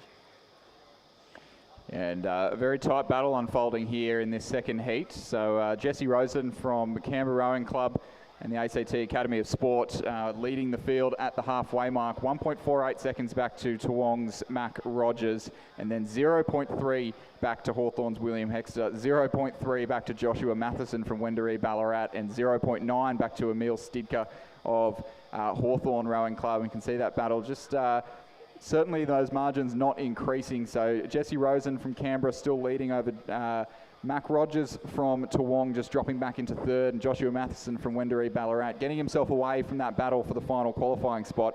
William Hexter from Hawthorn sitting in fourth place, and against his clubmate Emil Stigter, who at the moment set to miss out on the semi-final, but only half a length or so back. And then Joseph Petrie Repar from Toowong Rowing Club, just a little bit out of proceedings, back in sixth place. Looks like hasn't quite hung on to the pace of this heat, which is certainly shaping up to be just as quick, if not a little bit quicker, than the last heat that we saw, a fair bit quicker actually. So 5:28 through the 1500 metre mark, and they're continuing on that pace. Should be a little bit quicker than the first heat that we saw. And things may even speed up in the closing stages of this race, as certainly no one's safe from elimination from this event. And see the sculler there with the number 6 on his bow ball, Jesse Rosen from Canberra Rowing Club, alumni of Marist College, the small but mighty program in the Capital Territory. And moving across to Canberra Rowing Club following school. But just managing to keep himself in front. The challenge is coming from the far side of the course there. Joshua Matheson from Wendouree Ballarat on the far side of the course, who has the rating a little bit lower, but just seems to be getting a little bit more distance per stroke in the closing few hundred metres. It is mostly trivial at this stage. It'll just be who secures the best lane in this afternoon's semi-final, but it's going to come right down to the line for who takes line honours in this second heat of the under-21 single. Jesse Rosen from Canberra just responding to the challenge, and he'll stave off any late charge to just take the win by half a length from Wendouree Ballarat's Josh Matheson. Mac Rogers from Toowong just cementing that third place in a qualifying spot as will his fellow Queenslander Joseph Tyne from University of Queensland in 4th. William Hexter from Hawthorn in 5th, and eliminated from the event, as is Emil Stigter of the same club, and Toowong's Joseph Petrie-Repar just out of proceedings in 7th place. So again, confirming the results of the second heat. It was a win for Jessie Rosen of Canberra and the ACT High Performance Programme. Second, Wendouree Ballarat's Joshua Matheson. Third, Toowong and the Queensland Academy of Sport sculler Mac Rogers. And in 4th position, University of Queensland's Joseph Tyne. So those 4 scullers will progress through now to the semi-final. In 5th from Hawthorn, William Hexter. In 6th from Hawthorn, Emil Stigter. In 7th from Toowong, Joseph Petrie-Repar. The winning time for Jessie Rosen was exactly the same as James Robson, 7 minutes, 24.38 seconds. How about that? Exactly the same time in the 2 heats. So the margin, 1.13. So our second sculler, Joshua Matheson, just a little bit faster there than Darcy James. 3.49 was the next margin, and 4.41. So that's some pretty good semi-final finalists coming up. Our third of the 4 heats is now in progress, and we've probably got another exciting one coming up. We have Angus Scott representing Canberra Rowing Club in lane 2, coached by Mark Kirkowski. In lane 3, Cam Parker from North Esk, who's coached by Dion Birtwistle and Trevor Barrett. In lane 4, William Fuller from Sydney University Boat Club, coached by Don McLaughlin, Simon Huxley and Peter Warne. In lane 5 from Canberra Rowing Club, Ben Hayward, coached by Mark Krakowski. In lane 6, another Tasmanian from North Esk, Oliver Quinn, again coached by Dion Birtwistle and Trevor Barrett. Wendouree Ballarat sculler Angus Murfitt is in lane 7, coached by Sam Hutchison and Jamie McDonald. And in lane 8 from Mercantile Rowing Club, Sam Chin, coached by Ed Ryan. And another fairly tightly contested heat here for heat 3 of 4. Again, top 4 going through. It was the Tasmanian Cam Parker from North Esk over on the far side of the course, who was leading fairly comfortably, but then a closer battle behind him. Sam Chin from Mercantile leading Angus Murfitt from Wendouree Ballarat, and then Canberra Rowing Club's Ben Hayward in 4th place. And Oliver Quinn from North Esk at the moment out of the qualifying spots for the semi-final. So it was still Cam Parker from North Esk, Sam Chin from Mercantile. Very tight battle for 3rd and 4th. Angus Murfitt and Oliver Quinn from Wendouree Ballarat and North Esk. Ben Hayward from Canberra Rowing Club. About 3.5 seconds, about 2 lengths back at that 1,500 metre mark. So probably unlikely to make an impression on the race for the qualifying spots. So I think those top 4 will be feeling relatively safe at a risk of placing a commentator's curse over this field. I do recall back to Nationals saying that 2 races in a row and then getting a photo finish. So definitely don't turn your eyes away yet just because I've predicted a boring race. But the sculler on the far side of the course there is just getting a good shot of the cross on his back. North Esk, the Tasmanian, who will no doubt be looking forward to another home national championships this year as we revisit Lake Barrington in the last week of March. And if you are planning on being there, we are always looking for more volunteers. There is a job for everyone, and especially if you're planning on buying a spectator's ticket, it is a great way to get yourself into the event and probably get one of the best views of racing that you can get down on that spectacular course. All the details found on the Rowing Australia website. But Cam Parker from North Esk certainly making his mark on this race, and be looking to do the same in this event on the Thursday morning of the National Championships in a few weeks. But a few more rounds of racing to go. It does look like this heat will be just a little bit slower than the 2 identical times we had in the last 2 heats. But Cam Parker of North Esk there, and his clubmate also from North Esk, Oliver Quinn, who's just got himself into 2nd place. There's a tight tussle there for 2nd, 3rd and 4th. It'll be the Tasmanian there for 2nd, the Mercantile sculler Sam Chin for 3rd, and the sculler from Wendouree Ballarat, Angus Murfitt, looking like not interested in spending any extra energy in this early stage of racing, settling for 4th place, but he'll be through to the final. And Ben Hayward from Canberra, just not hanging with that top 4 pack. There is sculler from Sydney University Boat Club, William Fuller, or the sculler on the far side of the course there in lane 2, Angus Scott from Canberra Rowing Club. So just recapping then, the win in the third heat went to Cam Parker of North Esk. Second place was Oliver Quinn of North Esk. Third, Sam Chin of Mercantile. And fourth, Angus Murfitt of Wendouree Ballarat. And amazingly enough, that was the fastest time so far in the under-21 men's single scull, 7 minutes 23.91. The margins 6.39, 1.65 and 4.7. So those four scullers progressing to the semi-final. Fifth was Ben Hayward from Canberra. Sixth, Will Fuller from Sydney University Boat Club. And seventh, Angus Scott from Canberra Rowing Club. Our fourth and final heat is now in progress, and another exciting one coming up. We have Tom Chanter from Sydney Rowing Club in lane 2, coached by Shane Mulvaney and Brooke Robertson. From the University of New South Wales in lane 3, Nathan Helms, coached by Justin Quigley and Chris Burns. In lane 4, Will Rogers of Sydney University Boat Club, coached by Don McLaughlin and Simon Huxley. In lane 5, from Newcastle University, Trifon Stamboli. In lane 6, from Mossman Rowing Club, Oscar Schiel-Gamborg, coached by Tom Schramko. In lane 7, from UTS, Jack Power, coached by Matthias Ungermach. And in lane 8, from Canberra Rowing Club, Campbell Milne, coached by Mart Kierkowski. Thanks, Lizzie, and I would suspect this would be our fastest heat of the event. Will Rogers over there on the far side of the course in lane 4, quite in the centre of the course rather, leading pretty comfortably at the 1,000 metre mark, 3:33 through the K, and should be unsurprising for someone who spent the entire winter in the single preparing for the World Junior Rowing Championships in Canada last year under the tutelage of Julian Huxley, and managed to sneak his way into the A final, raced it hard and finished 6th in the world in that event, but certainly not wasting any energy here in the last stages of this race as they just finish off the third 500, and they'll come through the 1,500 metre mark in a moment. So he's leading pretty comfortably over Jack Power from UTS. That's the St Ignatius College alumni who came second in this event as well at the Small Boats Championships. It was really Rogers and Power, and some way back to third place in that race. As certainly the top 2 under-21 scullers in at least New South Wales competition, but as we're getting so many interstate entries here at the New South Wales Rowing Championships, we can it is a good predictor for nationals, and I think Will had a little bit of a later start to the season, finishing off year 12 last year, and will only go from strength to strength in the run-up to the national championships.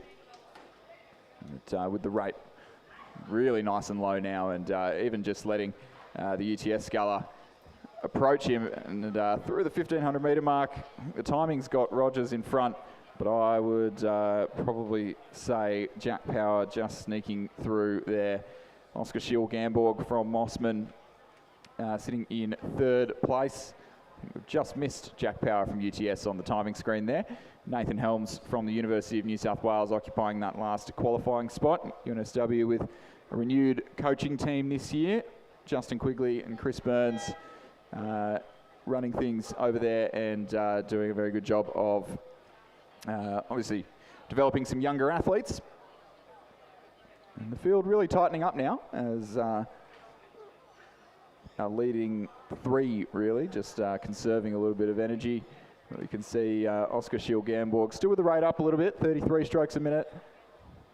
Compared to, if you look at Will Rogers, our early race leader, sitting back in second now, down at 24 strokes a minute. Jack Power from UTS on the near side of the course, also at 24. So both of our leading scullers just conserving a little bit of energy here. Oscar Schiel-Gamborg sensing the opportunity for a win and just racing things in the closing stages of this race. It is still the sculler to his right from Newcastle University, Trifon Stamboli rather, who's sitting in that 4th and final qualifying spot, but a good race unfolding from the University of New South Wales sculler there over in lane number 2 as he looks to make his impression on this race and find a spot into the semi-finals, as is Tom Chanter of Sydney Rowing Club on the far side of the course. Had a shocking start, really a long way back out of contention, but looks like he may just put himself in contention for a semi-final spot. Seeing Will Rogers from Sydney University Boat Club just lifting his rate, putting a little bit of power on, making sure that he gets that race win that he earned in the first few 100 metres. Will Rogers in first, Jack Power from UTS second, Oscar Schilgamborg from Mossman in third, and that all-important fourth and final qualifying spot is going to come right down to the line between the Newcastle Uni sculler and Tom Chanter from Sydney Rowing Club, who is just a day late and a dollar short at closing strokes. Will be Treffin Stamboli from Newcastle Uni through to the semi. Sydney Rowing Club, UNSW and Canberra Rowing Club scullers just missing out this stage of the race. Nice little race there with them all playing cat and mouse. So 7:34 was the finishing time, but there was no way those top three guys were racing. All of them international rowers for Australia in either coastal rowing or flat water rowing. And the win finally went to Will Rogers of Sydney University. Second was Jack Power of UTS. Third, Oscar Schilgamborg of Mossman. And our fourth sculler across the line was Treffin Stamboli from Newcastle University. So they'll all progress through to a semi-final. In fifth place, Tom Chanter from Sydney. In sixth, Nathan Helms of University of New South Wales. And in seventh, Campbell Milne of Canberra Rowing Club. So I believe they are now eliminated from the event.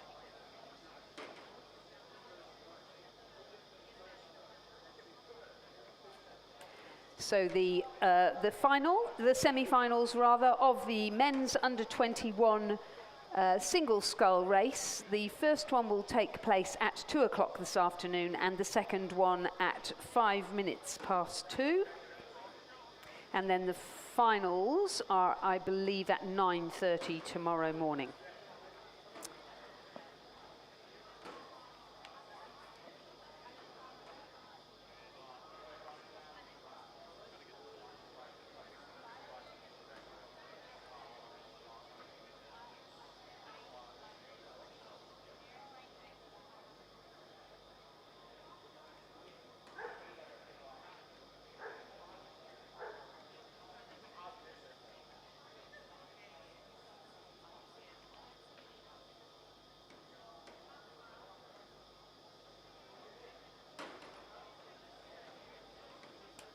So next race on the programme is the final of the women's under-19 pair. We saw some exciting racing in the first two races of the programme today between a number of crews, and the progression was that the first four from each heat went through to the final.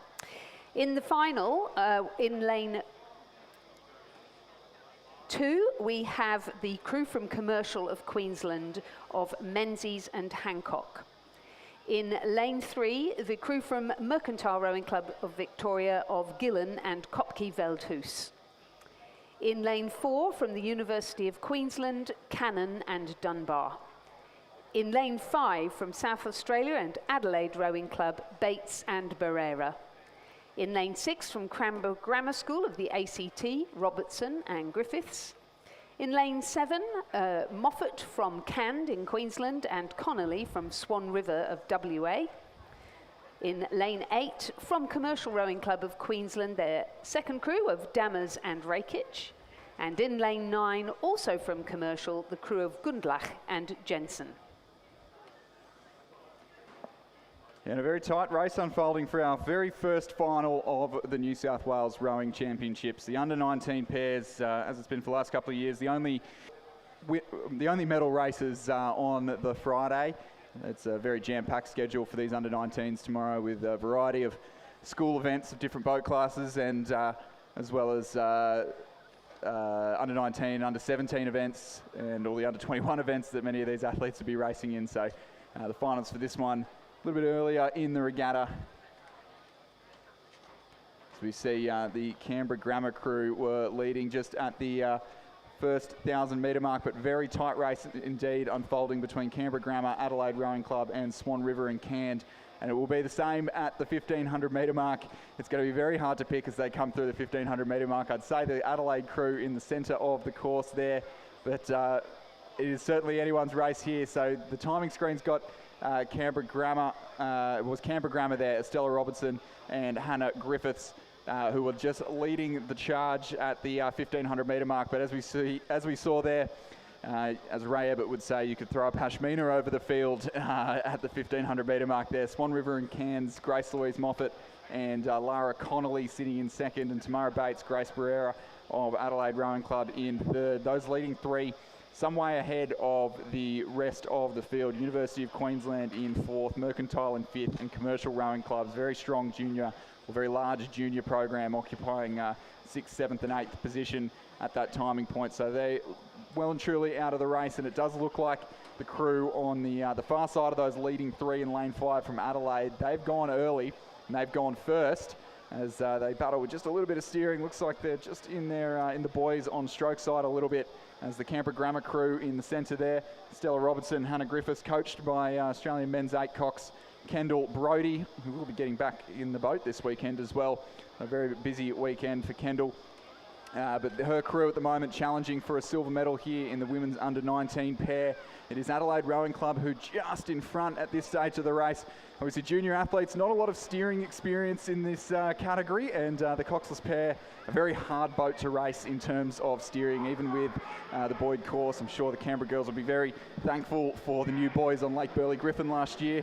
But they're just sitting almost a length back from the Adelaide Rowing Club crew. They were third at the 1500 metre mark. They've gone early and carried that momentum through in the last few hundred metres of the course. It is still Adelaide Rowing Club. Tamara Bates, Grace Barrera, who are going to take the win here, barring disaster in the under-19 pair. Canberra Rowing Club just straying from their station a little bit, giving some dirty water to Swan River and Mercantile on the near side of the course. But it will be Adelaide Rowing Club, state champions in the under-19 pair. Canberra Grammar will have to settle for the silver medal there, and the Mercantile Swan River Composite in lane 7 will settle for the bronze, and our leading three some way ahead of the rest of the field. Mercantile on the far side of the course there in 4th, University of Queensland in 5th, Commercial in 6th, and the remaining two commercial crews there in 7th and 8th place.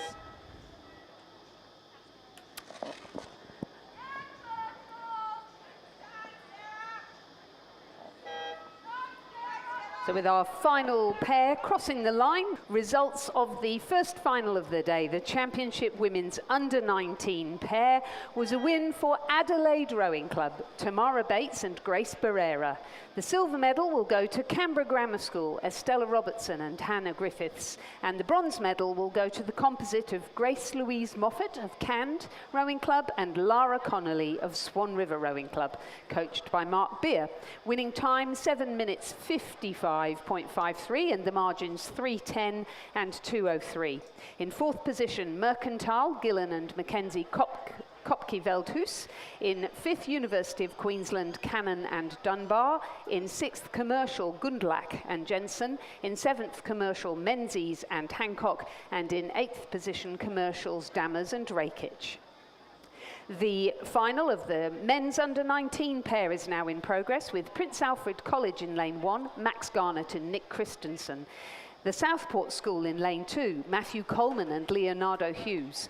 Coalfield Grammar in 3, Julian Manning and Nick Nikakis, the second Coalfield Grammar crew having to have withdrawn. In lane 5, a composite of Lachlan Brown from West Australian Rowing Club with Jack Hansen Knahoy from Fremantle. In lane 6, from St Augustine's College, Jason Cow and William Pender. In lane 7, from the King's School Parramatta, Luke Fleet and William Farrer.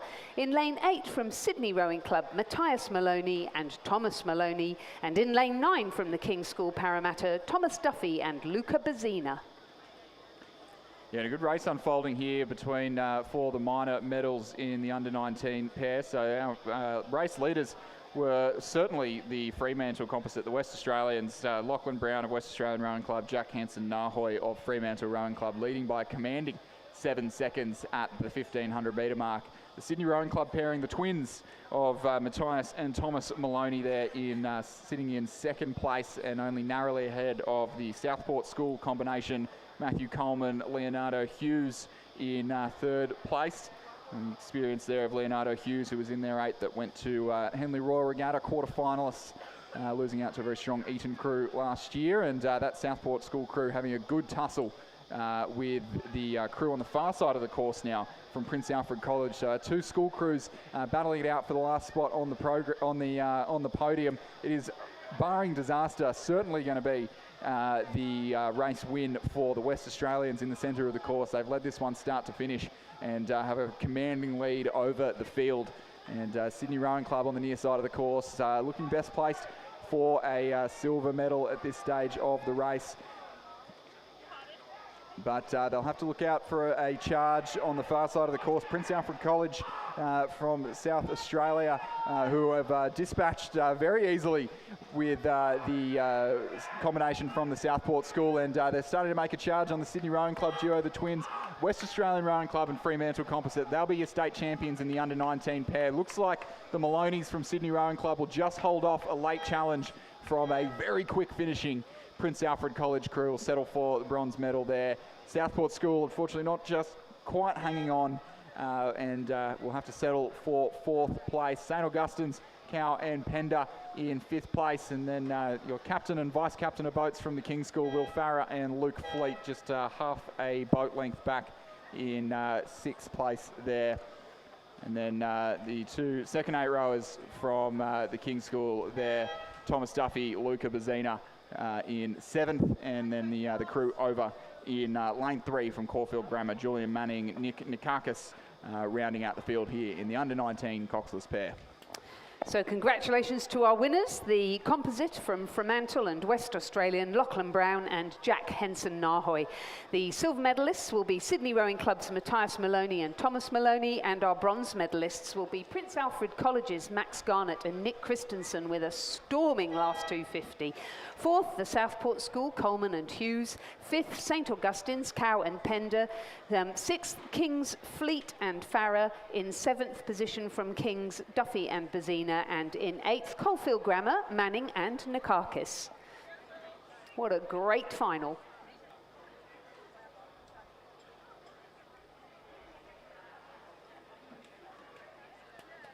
Our next race is the women's under-23 single scull. The first heat, where the first 4 will progress through to the final because we have 2 heats. In lane 1 from Fremantle, Holly Cannon, coached by Alec Thompson. In lane 2 from Melbourne University, Romy Cantwell. In lane 3 from Centenary and the Queensland Academy of Sport, Sophie Malcolm. In lane 4 from Sydney Rowing Club, Ella Spalding, coached by Lachlan Carter and Flo Griffiths. In lane 5 from Essendon, Jessie Freeston, coached by Rhett Spiller. In lane 6 from Sydney Rowing Club, Liesl Page, coached by Lachlan Carter and Flo Griffiths. In lane 7 from Sydney University Boat Club, Zoe Bond, coached by Alfie Young and Alan Bennett. In lane 8 from UTS, Sarah Fard, coached by Sam Fennessy and Tim McLaren. And in lane 9 from Mercantile, Imogen Nation. Oh my goodness, Chris, what a lineup. Yeah, what a very, very strong race here in the under-23 women's single scull. Just a quick reminder that if you are getting about the Regatta Centre on a bike, you must be wearing a helmet. So if you're following this race in particular, that's shaping up to be a very speedy matchup, as Romy Cantwell from Melbourne University Boat Club, who was in the women's under-23 double scull at the World Championships last year, leads this race very comfortably as we approach the 1500 metre mark. You can see her there in the centre of your picture, just coming across a neat 2 lengths clear, or a little bit less actually, as the sculler in lane 8 comes into our picture, Sarah Fard from UTS, who was in the under-23 women's quad at those World Championships. And then looks to be as well Sophie Malcolm from Centenary, supported by the Queensland Academy of Sport over there on the far side of the course. And she will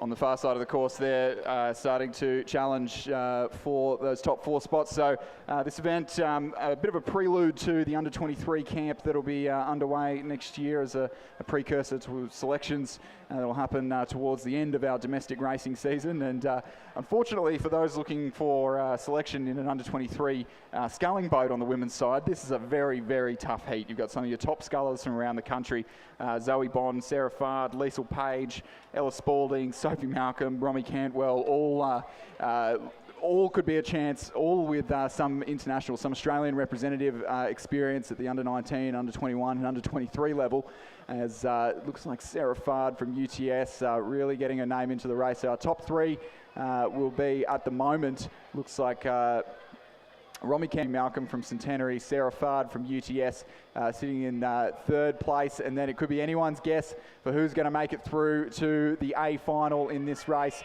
Got next to Sarah Fard there to her right is the sculler from Sydney University, Zoe Bond, who came second in this category at the Small Boats Regatta a couple of weeks ago. And then Imogen Nation from Mercantile Rowing Club on the near side of the course, just in front of the grandstand, who is looking to make her way into the final. Top four go through. There's going to be some disappointed faces here in the centre of the course.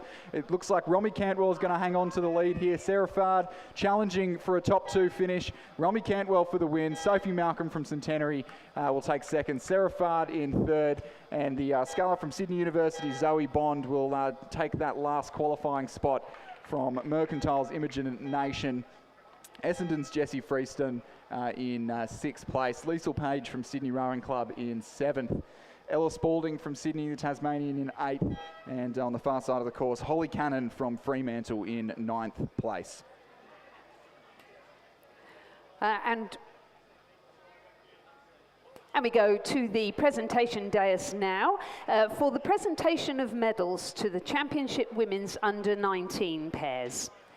Third place and bronze medalists representing Swan River and Cand, Grace Louise Moffat and Lara Connolly.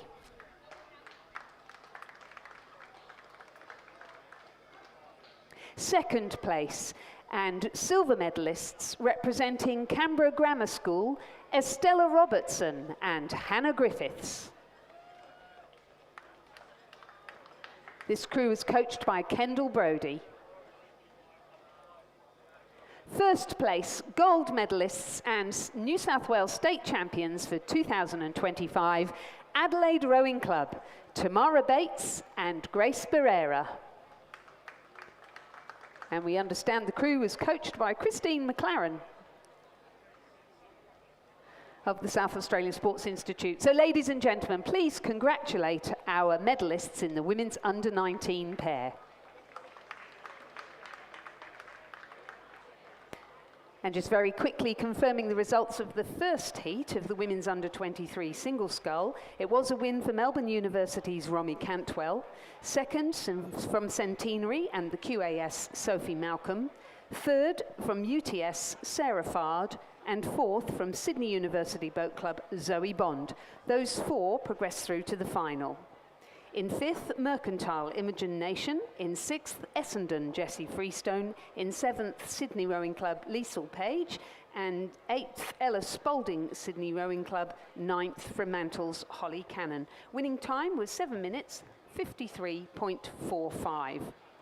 And now in progress is the second heat of the women's under-23 single scull, with Eliza Bridgefoot of the University of Queensland in lane 2, Meg Cartwright of Melbourne University Boat Club in lane 3, Gabrielle Geldard of Toowong in lane 4, Olivia Yates of Tasmania University in lane 5, Sophia Whiteman of Sydney University in lane 6, Jessica Malcolm of Centenary in lane 7, Gemma Jansen van Vuren of University of Queensland in lane 8, and Madison Joins of Sydney Rowing Club in lane 9. Another very hot heat shaping up here in the under-23 women's singles. A lot of depth in this field from all around the country, and a lot of them here at the state championships ahead of that under-23 camp that I mentioned. It does look like it's going to be a slightly easier run through to the finals for these girls. Top four reasonably close, but then some separation to the rest of the field. So Sophia Whiteman from Sydney University leading in lane 6. Olivia Yates of Tasmania University Boat Club sitting in second place, but by only half a second. And she, in turn, only half a second ahead of Eliza Bridgefoot from the University of Queensland, who is 1.6 seconds ahead of Jessica Malcolm from Centenary. Then some way back, almost 9 seconds, to Meg Cartwright of Melbourne University, Maddie Joins of Sydney Rowing Club, a local girl from Penrith in 6th place, Gabrielle Geldard in 7th from Toowong, and Gemma Jansen van Vuren from University of Queensland rounding out the field here in this second heat. of the under-23 women's single scull. And despite those top 4 being comfortably clear of the rest of the field and comfortably sitting in a qualifying spot for tomorrow's A final, we can see that no one's quite taken their foot off the gas. Sophia Whiteman from Sydney University Boat Club still pressing on in the closing stages as the sculler to her right, Olivia Yeats from Tasmania University Boat Club, aims to make an impression on this race as they enter the last 100 metres of the course. Their bow ball just crossing into the red buoys that signify the last 100 metres here, with a nice little tailwind starting to develop in here at the Sydney International Regatta Centre. I'd say Sophia Whiteman from Sydney University is probably just going to hold on, as Yates from Tasmania University in the red Zudi just lifting and putting pressure on in the last few 100 metres of the race. But Sophia Whiteman from Sydney University Boat Club over Olivia Yates from Tasmania University. Out of the course, Eliza Bridgefoot finishing just ahead, a neat length clear of Jessica Malcolm from Centenary. Melbourne University sculler there, Meg Cartwright in 4th place. Sydney Rowing Club's Maddie Joins in 5th. Gabrielle Geldard from Toowong in 6th. From University of Queensland, Gemma 8th place. So in a slightly faster time than the previous heat, Sophia Whiteman of Sydney University Boat Club takes out Heat 2 of the Championship Women's Under-23 Single Scull. In 2nd place, Olivia Yates from Tasmania University. In 3rd place, Eliza Bridgefoot from the University of Queensland and the Queensland Academy of Sport. And in 4th place, Jessica Malcolm of Centenary. Those 4 scullers progress through to the final. In 5th place, Melbourne University's Meg Cartwright. In 6th, Sydney Rowing Club's Madison Joins. In 7th, Toowong's Gabrielle Geldard. And in 8th, University of Queensland's Gemma Jansen van Vuren. We move now to the presentation dais, where we see the medals presented now to our Championship Men's Under-19 pair. In 3rd place and bronze medalist, College, Max Garnett and from Fremantle Rowing Club.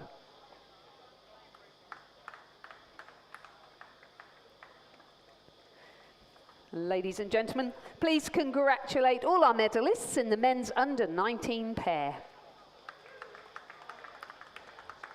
On the course now, we have the first heat of the Championship Men's Under-23 Single Scull. In lane 2 from Sydney Rowing Club, Nick Whalen. In lane 3 from Adelaide Rowing Club, Joshua Lascock. In lane 4 from the University of Queensland, Mitchell Owen. In lane 5 from Tasmania University, Samuel Mounter. In lane 6 from Adelaide Rowing Club, Adam Holland. In lane 7 from West Australian Rowing Club, Joshua Hantke. In lane 8 from the Australian National University, Ishan Shalaka. And in lane 9, Sydney University, Hamish Danks.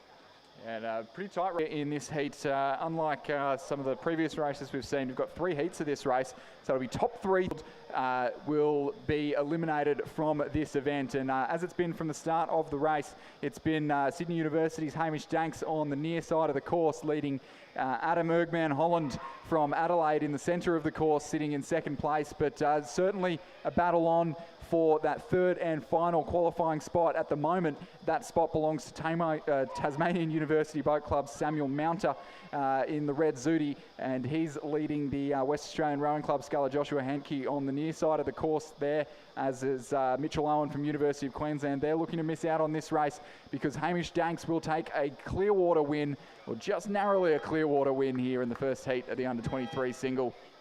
Adelaide Rowing Club's Adam Holland in 2nd, and Tasmania University Boat Club's Joshua Hantke or Samuel Mounter in 3rd. And then in lane 7, a very close race for 4th, Joshua Hantke from West Australian Rowing Club, just ahead, I believe, of University of Queensland's Mitchell Owen. Nick Whalen from Sydney Rowing Club there in lane 2, finishing in 5th place.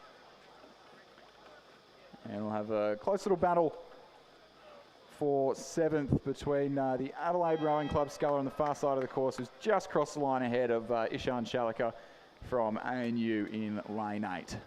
Excellent race. So the results then in our first heat of the men's under-23 single scull, a win for Sydney University Boat Club, Hamish Danks. 2nd, Adelaide Rowing Club, Adam Holland. Third, Tasmanian University Boat Club, Samuel Mounter. And fourth, Joshua Hantke of West Australian Rowing Club, just pushing out Mitchell Owen of the University of Queensland by 0.34 of a second. In sixth place, Sydney Rowing Club's Nick Whalen. In seventh, Adelaide, Joshua Lascock. And in eighth, ANU, Ishan Shalaka. Winning time, 7 minutes. 0.46 of a second, and the margins 2.49, 4.11, 4.18.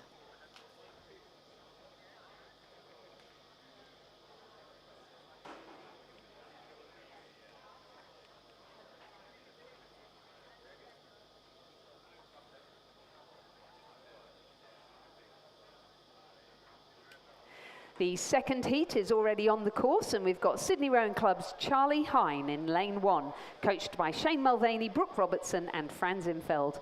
In lane 3 from the University of Queensland, Riley Williams. They are both coached by Michael Russell. In lane 5 from Sydney Rowing Club, Flynn Wilkinson. In lane 6 from the University of Queensland, Lex Tucker. In lane 7 from Toowong, Moss Murphy. In lane 8 from Hawthorn, Max Curry. And in lane 9 from Griffith Uni Surfers Paradise, Ben Horsnell, coached by Marcus Free.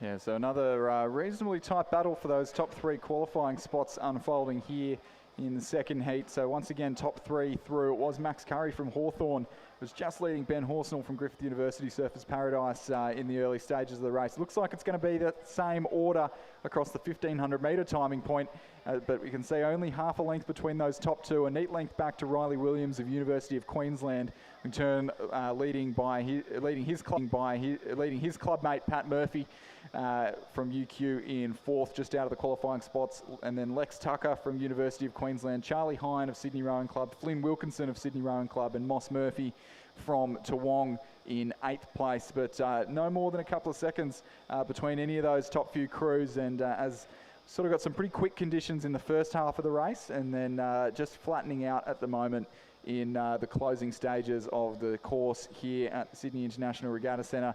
So we could see some charges coming from anywhere. Max Curry from Hawthorn doing a good job to stay in front there in that grey, I believe, Sykes shell. Second from the grandstand side of the course, second from the left of your picture. If you're joining us on the live stream, you can see on the left-hand side Ben Horsnell from the Griffith University Surfers Paradise, coached there by Marcus Free. Looks like the Hawthorn sculler in striped zooty and the orange hat just maybe lifting the rate and trying to put himself out of any danger, any charge. But I think our top 2 well out of danger in the closing stages, but a race on for the last qualifying spot there. At the moment, it is the leading of 3 University of Queensland scullers in lane 4. That's the Riley Williams, who is currently leading that battle for that last qualifying spot. Looks to be encroaching on our top 2, but they won't be in any danger. There's certainly going to be a University of Queensland sculler going through to the final, but in which order they cross the line, still yet to be determined. As Max Curry from Hawthorn across the line to take a very comfortable win there in the end from Ben Horsnell from Griffith University Surfers Paradise, and the University of Queensland sculler in lane 4 just taking it down a little bit earlier and may have just cost himself a spot in the final. We'll wait for the photo finish there. I think he may have held on for long enough, but that's possible that the lane 3 sculler from University of Queensland, Pat Murphy, may have just squeezed him. The results say Riley Williams is safe, but just giving up a little bit early, and it may have possibly just cost himself a spot in the final to his clubmate if Pat Murphy has just snuck through there. We'll wait for the confirmed results for that. But Lex Tucker from University of Queensland in 5th, Charlie Hine from Sydney in 6th, Flynn Wilkinson of Sydney in 7th, and Moss Murphy, final Queenslander in this race, in 8th place.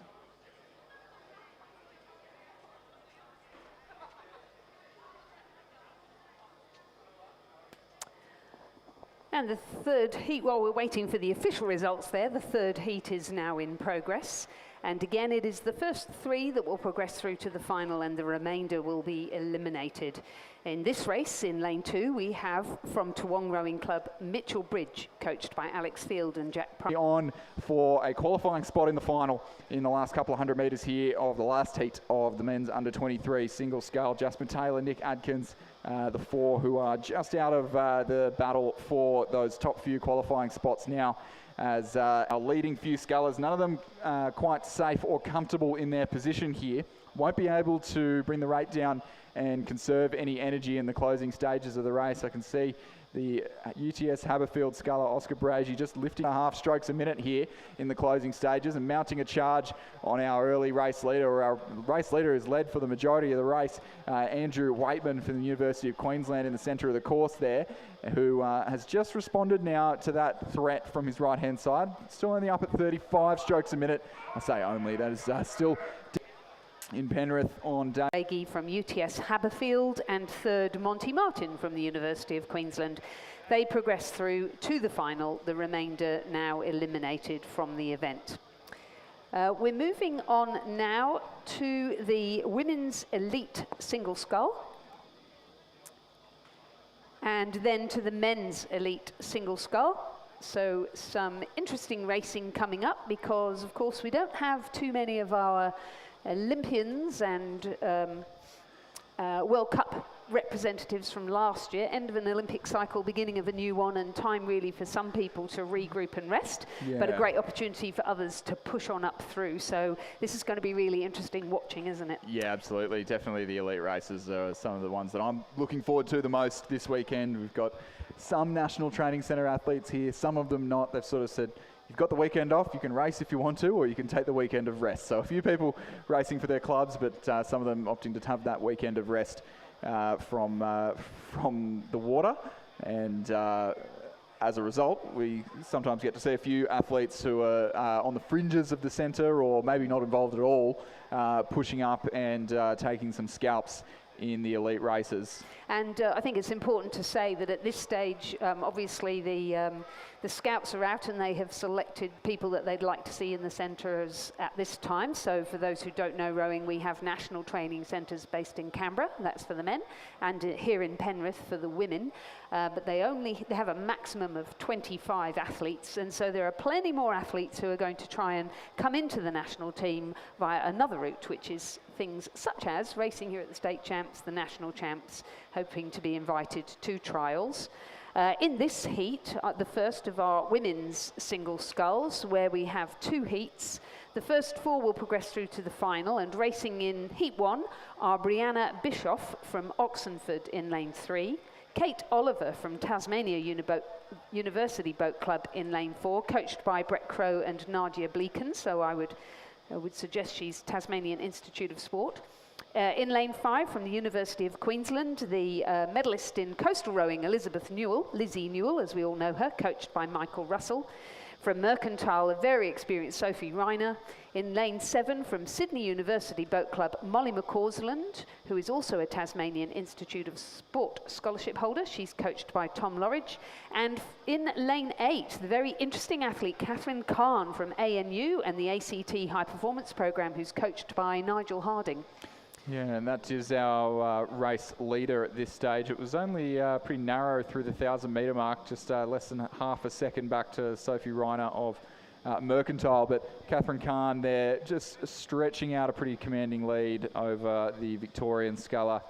And then Sydney University's Molly McCausland in 3rd, and Kate Oliver of the Tasmanian University Boat Club in 4th. So at the moment, those 4 to progress through to the final. Elizabeth Newell from the University of Queensland, maybe not enjoying the calm, flat waters, more used to the coastal rowing, just sitting outside of the qualifying spot at that 1,500-metre point, as is Brianna Bischoff of Oxenford on the far side of the course. So only 2 to miss out here, 6 scullers on the course, top 4 through to tomorrow morning's final, and our top 4 looking relatively unchallenged at this stage of the race. I'd say the next race may be just a little bit quicker, given the names in that, but we'll get to that one in a second, as Catherine Kahn just maybe bringing the rate down a little bit Mercantile Sculler doing the same. No one really looking to commit to any heroics here in the final stages of the race courses. The wind's just picked up a tiny bit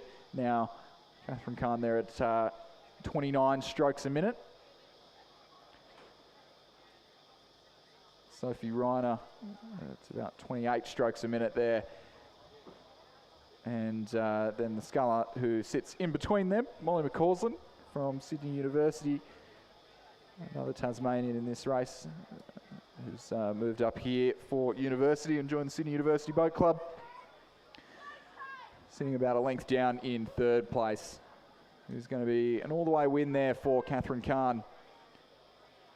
Very looking forward to seeing her racing alongside Grace Cypher in the elite double scull on tomorrow afternoon. I think that'll be a very fascinating combination to keep tabs on, but in the single scull, not really too much contest there, but reasonably quick time still, 7 minutes 50 seconds, and just over 5 seconds back to Sophie Reiner from Mercantile, Molly McCausland from Sydney University Boat Club, and the Tasmanian University Boat Club sculler Kate Oliver on the far side of the course. Those top four through to the A final.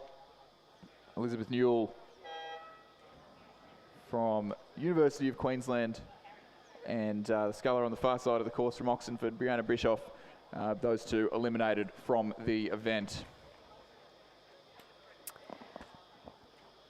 So just confirming that the 4 scullers who will progress through to the final this afternoon are ANU ACT High Performance Programme sculler Catherine Kahn in first place, Mercantile sculler Sophie Reiner in second place, Sydney University Boat Club sculler Molly McCausland in third place, and Tasmanian University Boat Club sculler Kate Oliver in fourth place.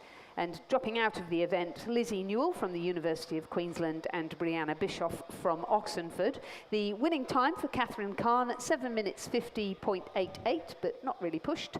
The margin 5.46, a further margin of 3.65, and the final margin 4.98. Moving on to our second heat.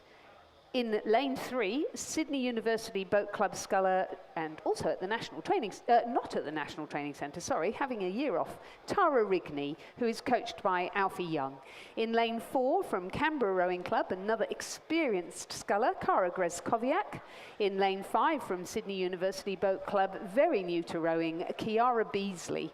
And in lane 6, a very experienced Irish sculler by the name of Ashlyn Hayes, representing Sydney University Boat Club, and both of those girls coached by Tom Lorridge.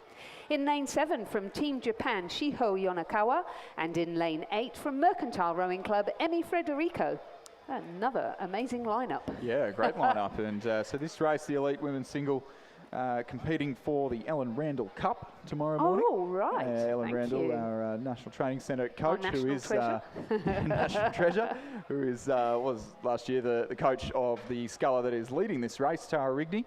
Ellen looking after Tara in the run-up to the Olympic Games, where Tara finished just agonisingly outside the medals with a 4th place, but second year in the single scull, an international, second full season, I believe, in the international field in the single scull, and it'll be one to watch this Olympiad. But a return to the Sydney International Regatta Centre for the Sydney University sculler, as she takes a year off from the National Training Centre and training out of Sydney University with Alfie Young. And she was telling me she's working with Macquarie Bank as well in asset management, so certainly dipping her toe in the waters of what's going to come afterwards. So I think she's finding it very different to being at the NTC. Yeah. And I've heard there's quite a few athletes at the men's centre as well doing the same thing, that they do need to get a little bit of work experience at some point, and go off and just getting a bit of work experience for a bit, having a year off and reassessing whether they're going to give it another crack over 1,500 metres in LA 2028, but it is certainly too early in the regatta for me to start spouting my opinions about 1,500 metres and how we should just change the sport. But I'm sure you'll tell us later. I'm sure you'll tell us. But certainly with Tara, she's out sculling regularly. And looking at her, I would not say she's sculling recreationally. No, looking very good. Certainly not, definitely not looking recreational in the lead of this race. And Team Japan with an entrant in this race, and a couple of entrants across the regatta, but Shio Yonakawa sitting in second place and doing battle with another Canberran sculler. Saw Catherine Kahn take out the last race, and we've got Kara Graskowiak in lane 4, who is doing battle with the Japanese sculler there in lane 7. Aisling Hayes from Sydney University from Skibbereen Rowing Club in Ireland. Aisling will line up against Tara Rigney in a couple of weeks in the sprint eliminator races at the Schoolgirl Head of the River. 9 races back-to-back in over 250 metres, sure to be a bit of a spectacle. And one more qualifying spot available at the Kings PLC Regatta in a couple of weeks' time if you fancy throwing your hat in the ring for that one.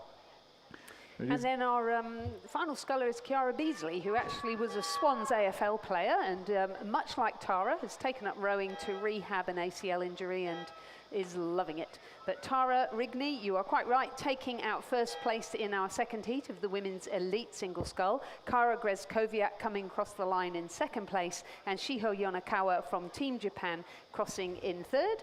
Aisling Hayes of Sydney University fourth. They will progress through to the final. Crossing in fifth place is Emmy Frederico from Mercantile. In sixth, Kiara Beasley of Sydney University. The winning time there was 7 minutes 37.27, which compares with Catherine Kahn's 7 minutes 50.88. A 4-second lead Tara had over Kara Graskowiak, and the other margins were 1.77 and 4.62. And another pretty interesting race coming up with only 3 qualifiers going through is the men heat one of 3 of the men's elite single scull. And in lane 1 we have Blake Wyatt from West Australian Rowing Club. In lane 3, Tom Coates from Cand. In lane 4, Sam Green from UTS Haberfield. In lane 5, Oscar McGuinness from Adelaide Rowing Club. In lane 6, Hamish Harding from ANU and the ACT High Performance Programme. In lane 7, William Cusack from ANU. In lane 8, Joel Kane from Melbourne University. And in lane 9, Nick Blackman from Adelaide University. Yeah, this will be a very interesting matchup, I think. Oscar McGuinness, Hamish Harding, both part of our Australia A squad, but not training at the NTC just yet. But both former lightweight rowers, both having represented Australia internationally. And saw Hamish out sculling on Lake Burley Griffin the other week, and certainly not looking like he was 70 kilos anymore. I'd say that in the nicest possible way. It's definitely good, putting on some weight at the end with the demise of lightweight rowing. Very sad story indeed. But at the moment, just trailing South Australian Oscar McGuinness from Adelaide Rowing Club, who's gotten out early and had 3 seconds at the 1,000-metre mark. Looks to just have extended that. Sam Green from UTS making his way up into that third and final qualifying spot. Greeny, a St Joseph's Nudgee alumni from a couple of years back, and at university at UTS in Sydney, and doing very well to keep himself up in a very hot field. We've also got Blake Wyatt, Nick Blackman, Joel Kane. So Oscar McGuinness extends that lead at the 1,500-metre mark. Very tight battle now between, looks like we did miss the sculler in lane 9 from Adelaide University, Nick Blackman, who was in the under-23 double scull last year, who looks to just be doing battle with Hamish Harding from ANU in lane 6. So those two scullers. So Blake Wyatt sitting in 4th place. So we've got 3rd in the timing screen, but we have just missed one. So Blake Wyatt just sitting outside of those top 3 qualifying positions at this stage.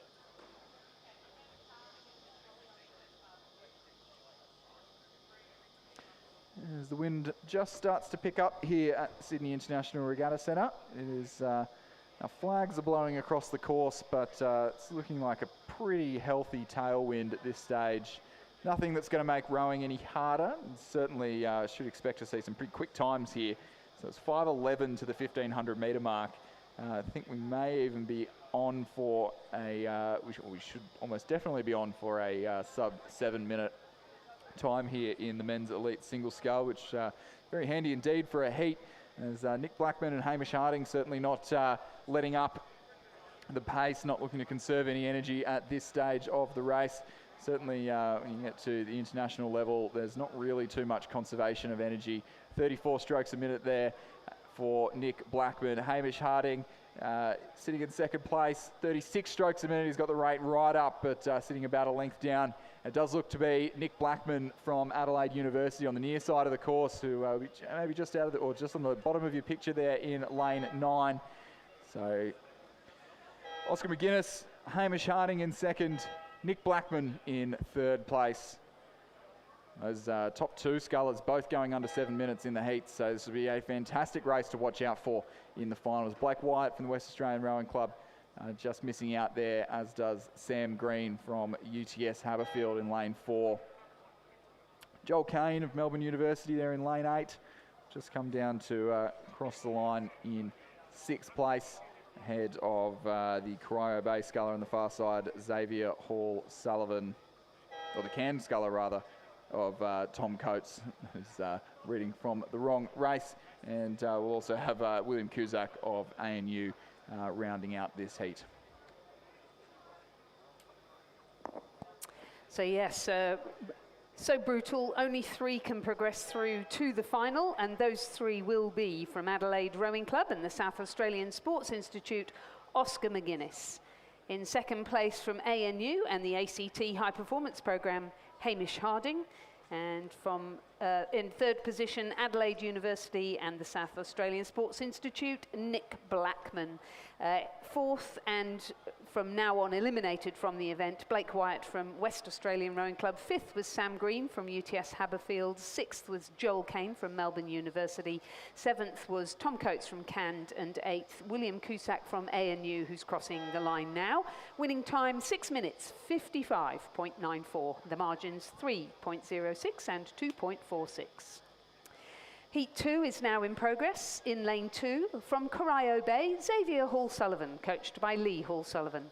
In lane 3, from Melbourne University Boat Club, Lucas Matic. In lane 4, from Adelaide University Boat Club, Hamish Allen. In lane 5, from Mossman Rowing Club, Daniel Johnston. In lane 6, from Adelaide Rowing Club and the South Australian Sports Institute, Mitchell Reinhardt. In lane 7, from Melbourne University Boat Club, Patrick Rocek. In lane 8, from UTS Haberfield, Alexander Wood, coached by Tim McLaren. And in lane 9, from Griffith Uni Surfers Paradise, the Queensland singles champion for 5 years in a row, Jackson Free, coached by Marcus Free. Yeah, Jackson Free, fresh off a win on Lake Warralong 2 weekends ago at the Queensland State Championship, making it 5 years in a row in that event, and down here to have a tilt at the New South Wales equivalent. And very rude to try and take the New South Wales title as well. Well, I don't think it's it may not go the way of the New South Welshman. We had a top 3 from the last heat from interstate, and top 4 of the last heat, top 4 from this heat from interstate as well. So Mitch Reinhardt from South Australia in the yellow, red and black of Adelaide Rowing Club, currently leading by about 2 seconds from Jackson Free, who may just be out of shot on the near side of the course in lane 9. And then Lucas Matic from Melbourne University Boat Club over there on the far side of the course in lane 3, sitting in that third qualifying spot ahead of his clubmate Patrick Rocek from Melbourne University, as Mitchell Reinhardt extends his lead at the 1500 metre mark, and is still Jackson Free.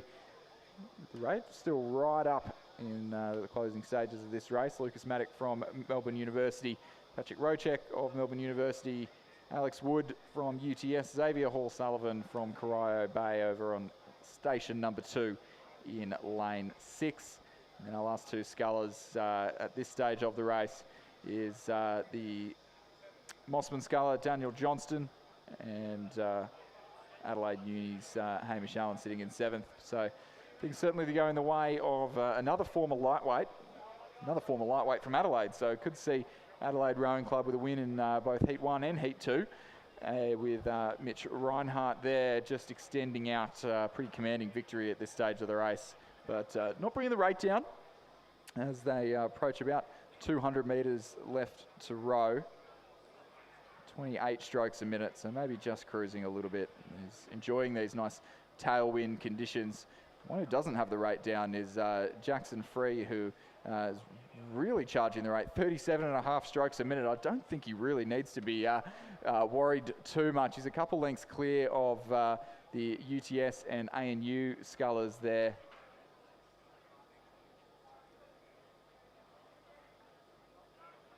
UTS and Melbourne University scullers there, sorry, rather. Alexander Wood there and Patrick Rocek as our top three were pretty clear of the field to qualify for tomorrow morning's A final. Is Mitch Reinhardt with a very comfortable victory there for Adelaide Rowing Club. Pretty tight between second and third. Jackson Free just hanging on to that second qualifying spot. Just about 3/4 of a boat length ahead of Lucas Maddock of Lucas Maddock of Melbourne University Boat Club. Just ignore the timing screens there. It was third place, Melbourne University sculler.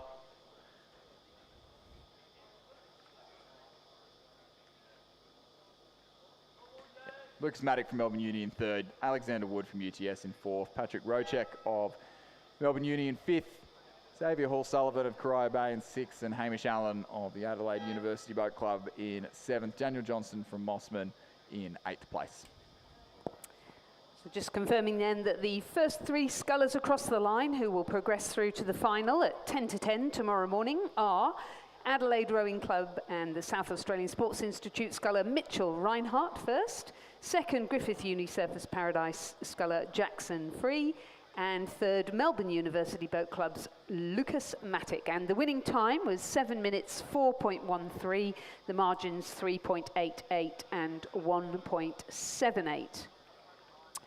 Our third heat is in progress. We have in lane 2, William Gilbert from Wendouree Ballarat, who's coached by Jamie McDonald. Cormac Kennedy Leverett from Sydney Rowing Club and the ACT High Performance Programme, coached by Tom Westgarth in lane 3. In lane 4 from Banks Rowing Club in Melbourne, James Meads. In lane 5 from Sydney Rowing Club, Nick Miro, coached by Shane Mulvaney, Brooke Robertson and Fram Zimfeld. In lane 6 from Mercantile Rowing Club, Dom Frederico. In lane 7 from Sydney University Boat Club and the NTC, Marcus Delamata, coached by Tom Lorridge, and in lane 8 from the University of Queensland, Jonathan Disvick, coached by Randall Martin and Lachlan Johnston.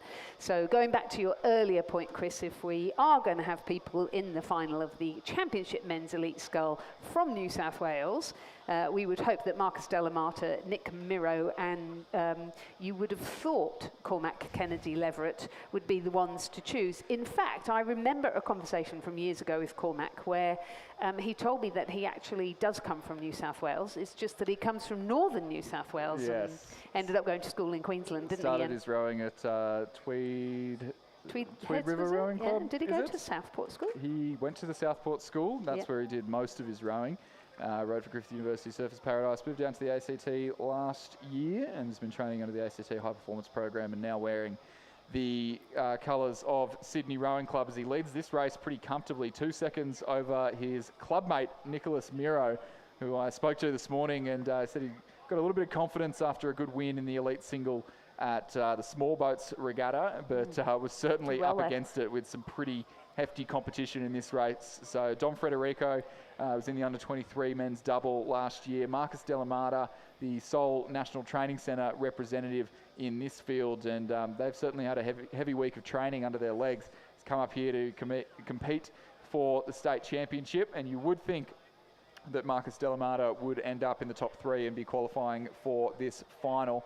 But at this stage of the race, sitting just outside of the qualifying spots by less than a second, James Meads from Banks was well back in 4th place. William Gilbert from Wendouree Ballarat in 6th. Jonathan Disvick from University in Queensland in 7th place. So all to play for these scullers in the top of the field, as we have 4 scullers all within about 2 lengths of each other with 500 metres left to row. It is not William Gilbert, it is Cormac Kennedy Leverett leading from Nick Miro of Sydney. Marcus Delamata, he has seen the danger he's in and mounted a bit of a charge entering into the final 500 metres of the race. Dom Frederico, the one at risk of missing out at the moment. So I would say, honestly, a great race from Nick Miro to be leading Marcus Delamata at this stage of the competition and knocking on the door of Cormac Kennedy Leverett, who is known for a fast start and certainly led this race nice and early on.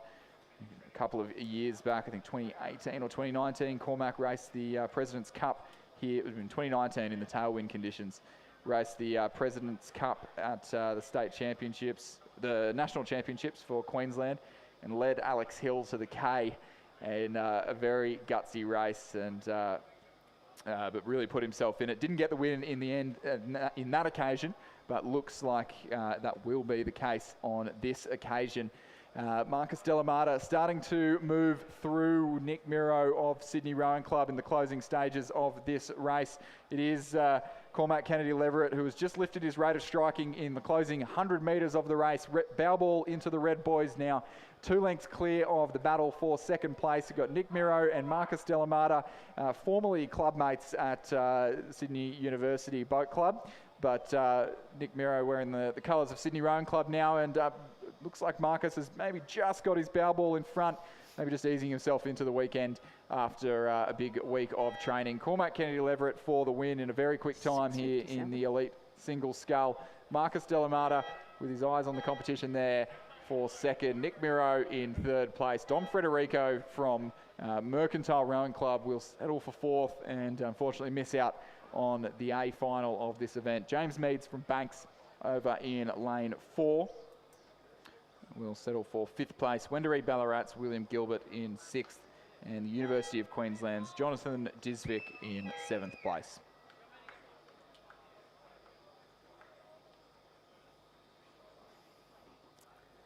And some great racing there in our third and final heat of the men's elite single scull, with the win for Cormac Kennedy Leverett of Sydney Rowing Club and the ACT High Performance Programme. Second across the line from Sydney University and the National Training Centre, Marcus Delamata.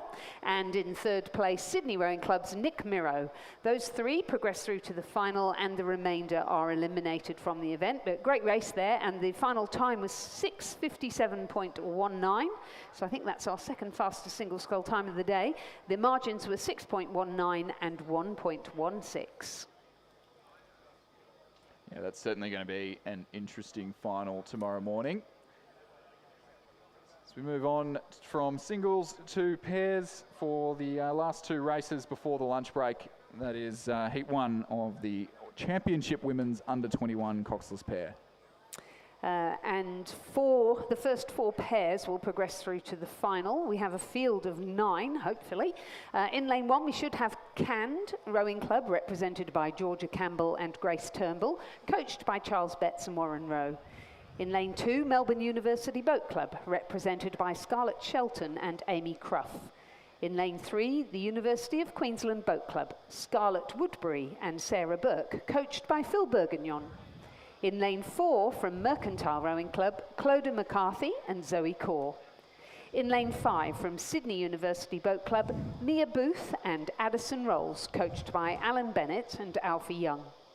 In lane 6, from Toowong Rowing Club of Queensland, Robin Matthews and Una Murphy, coached by Alex Field and Jack Price. In lane 7, from UTS Haberfield, Zoe Fallon and Sienna Morgan, coached by Sam Fennessy.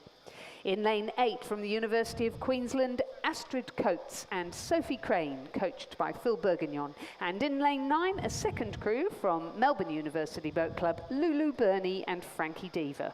Yeah, so we do have all 9 crews on the course, but I reckon it must be a little bit windier down in that first K than we have it up here, because, man, Lizzie, there's some interesting steering going on in this race. We had the Toowong crew just moving over. That's the Toowong crew in lane 6 moving over into lane 7.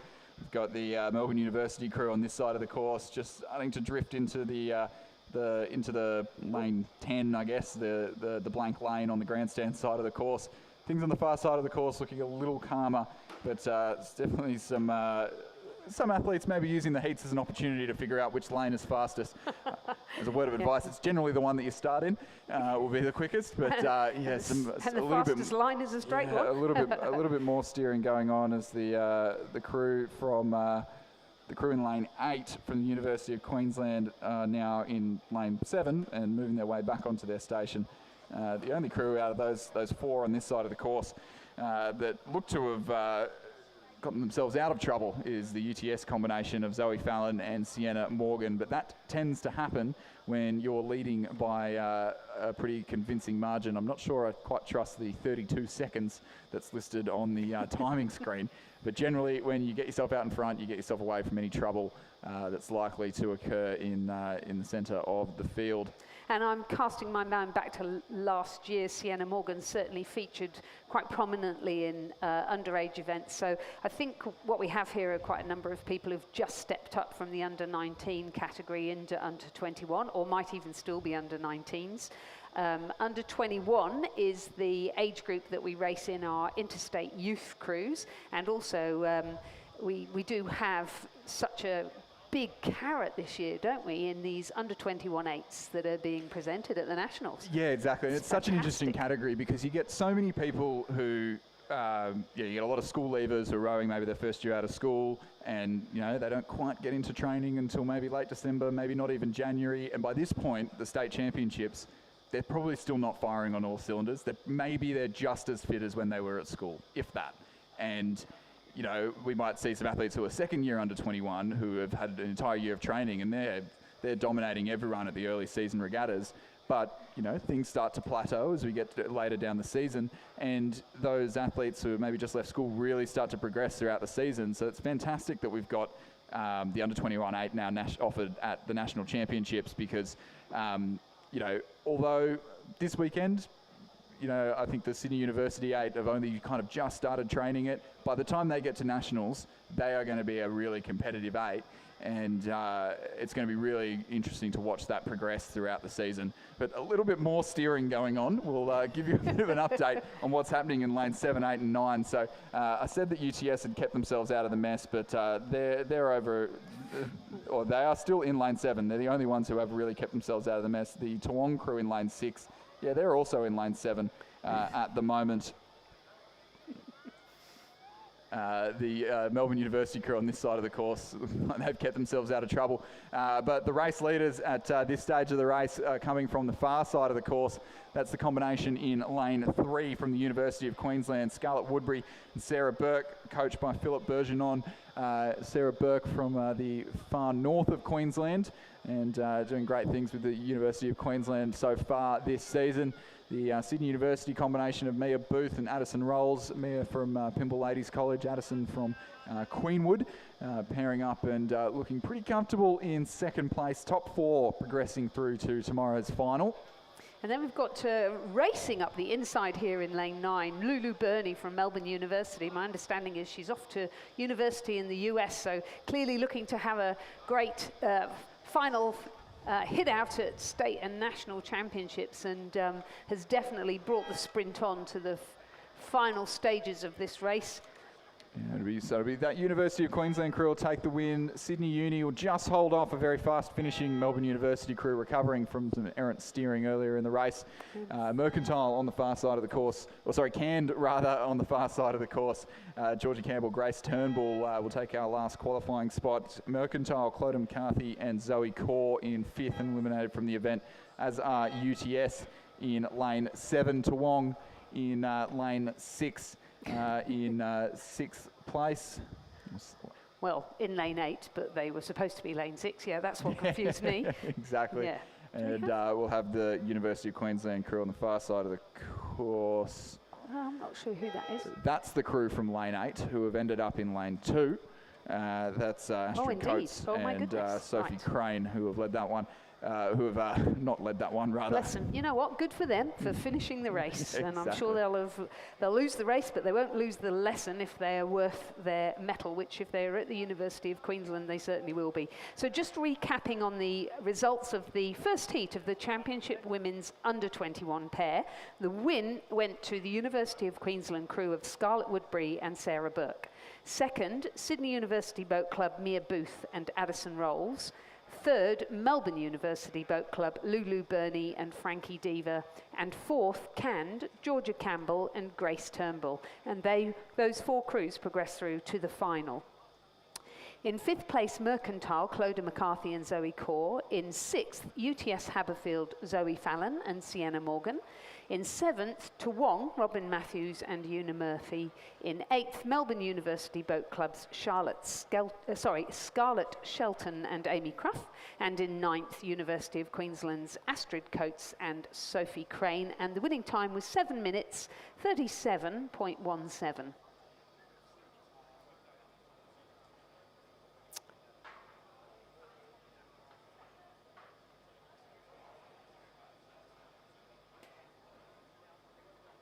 So Heat 2 is now in somewhat progress. In lane 2, we should have University of Queensland crew of Olivia Richardson and Felicity Bishop, again coached by Phil Bourguignon. In lane 3, Melbourne University Boat Club, Maddie Croker and Lola Dayan. In lane 4, from Sydney Rowing Club, Georgia Montague and Nicole Vance. Coached by Lachlan Carter and Florence Griffiths. There's been a change to the crew in lane 5. Alex O'Brien from Sydney University Boat Club, we saw that she didn't look at all well in an earlier race. She's now withdrawn. So Daisy Holland from Adelaide University is now rowing with Tamara Bates from Adelaide Rowing Club, who we saw win in the under-19 pair earlier. In lane 6 from UTS Haberfield, we have Maddie Swain and Madeline Mannins, coached by Sam Fennessy.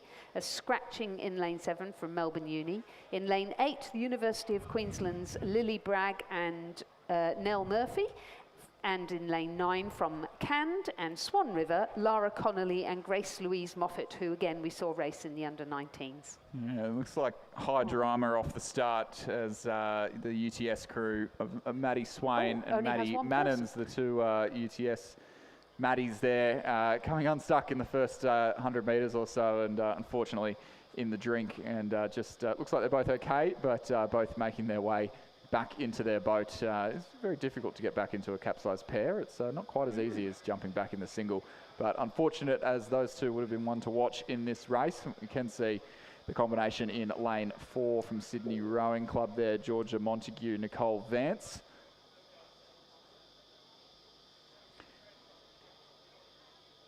And so that combination of Queenslander and a New Zealander, Georgia Montague, moving down from Queensland a couple of months ago after winning the Youth 8 for Queensland last year at the National Championships. Nicole Vance moving to Sydney Rowing Club this year, rode for New Zealand at the 2023 Under-23 Junior World Championships.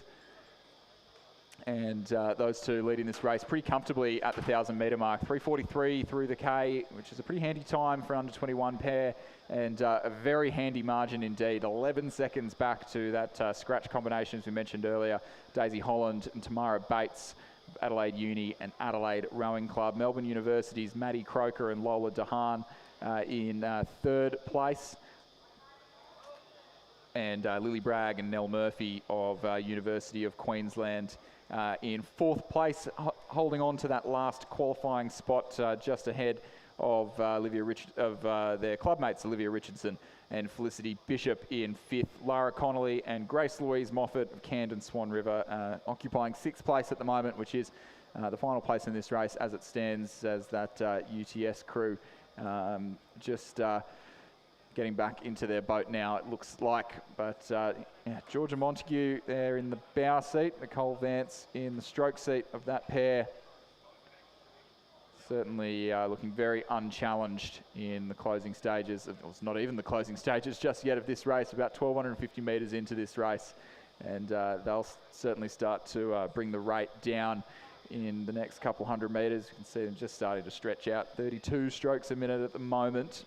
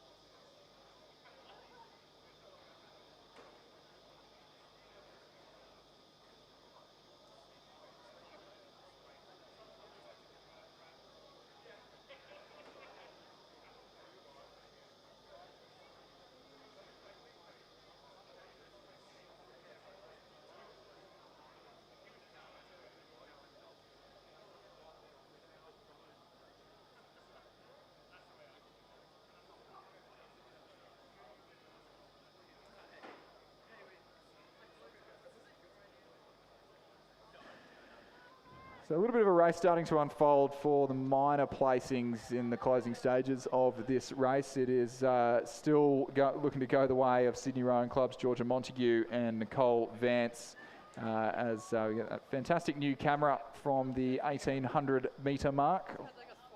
So 200 metres left to row. Georgia Montague in the bow seat, Nicole Vance in the stroke seat. Just starting to bring the rate down and conserve. But Adelaide University and Adelaide Rowing Club looking to have gotten into their stride well, despite being a very last-minute combination. Tamara Bates from Adelaide replacing the unwell Alexandra O'Brien of Sydney University Boat Club. And but that combination sitting pretty comfortably in second place, really starting to stretch out and get a little bit of length, a little bit of time, and looking very tidy indeed. They're actually probably rowing a lot better than they were at the start of the race. So starting to find their stride in this heat, and they'll be one to watch for the final tomorrow morning. Sydney Rowing Club taken all the way, pretty convincing, unchallenged win there in the under-21 women's pair. A pretty quick time as well. So we get some pretty reasonably fast conditions at the end of the morning session here. Adelaide University pair are coming across the line just about now for second place. The Melbourne University combination in lane 3 of Maddie Croker, Lola Dunn. For third, and our last qualifiers through to tomorrow's final will be University of Queensland's Lily Bragg and Nell Murphy.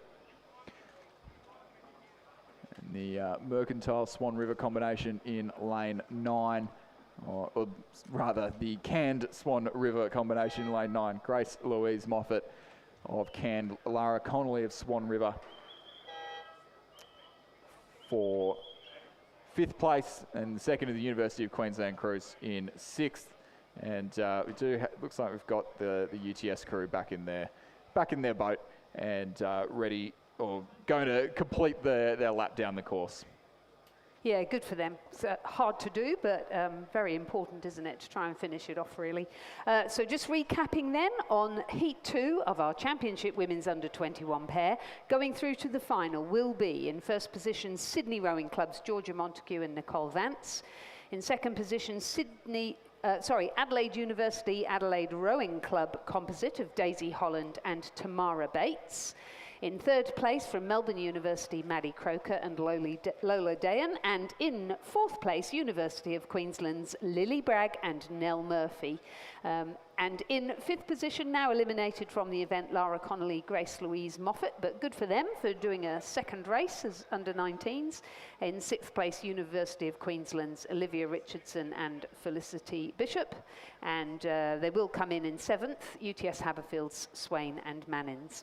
The winning time was 7 minutes 38.83. And that wraps up the end of the morning proceedings. Well, it's just past the morning now, but as we head into the lunch break, and the next race down the course will be at 1:15 p.m. The first heat of the men's under-21 coxless pairs, and that'll certainly be a couple of good races to look forward to as we a couple more heats, some lightweight events, and then semi-finals to round off the day. And a nice early finish at about 2:30 p.m. Get us out of the heat. So enjoy your lunch break, and we'll see you at 1:15.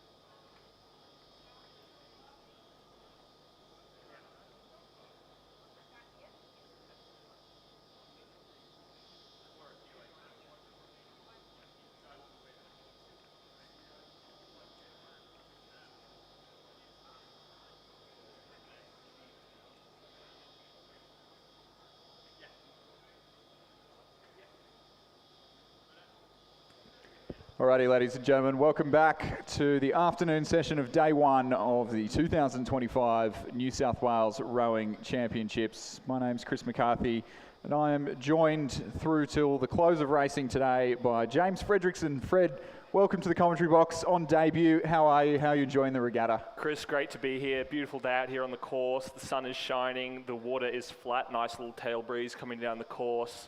Great conditions for racing and very exciting. We've got the 21 pairs coming down now.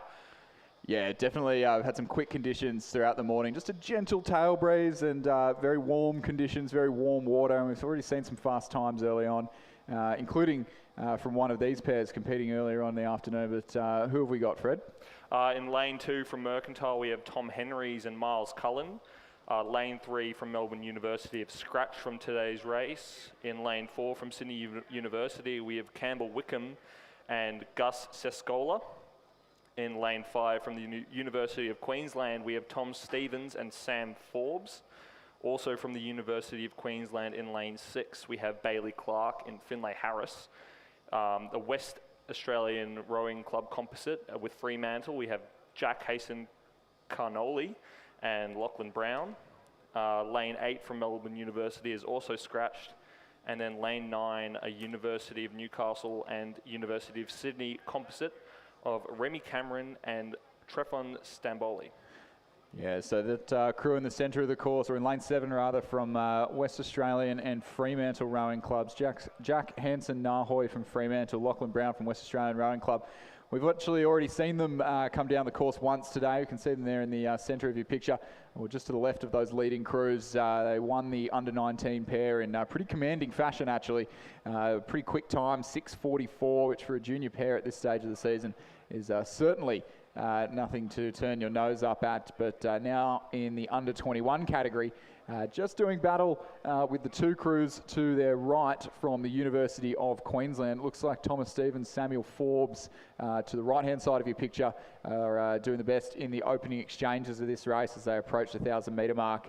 And then back to that West Australian composite in lane 7, looking to be sitting in second place as they approach 1,000 metres road.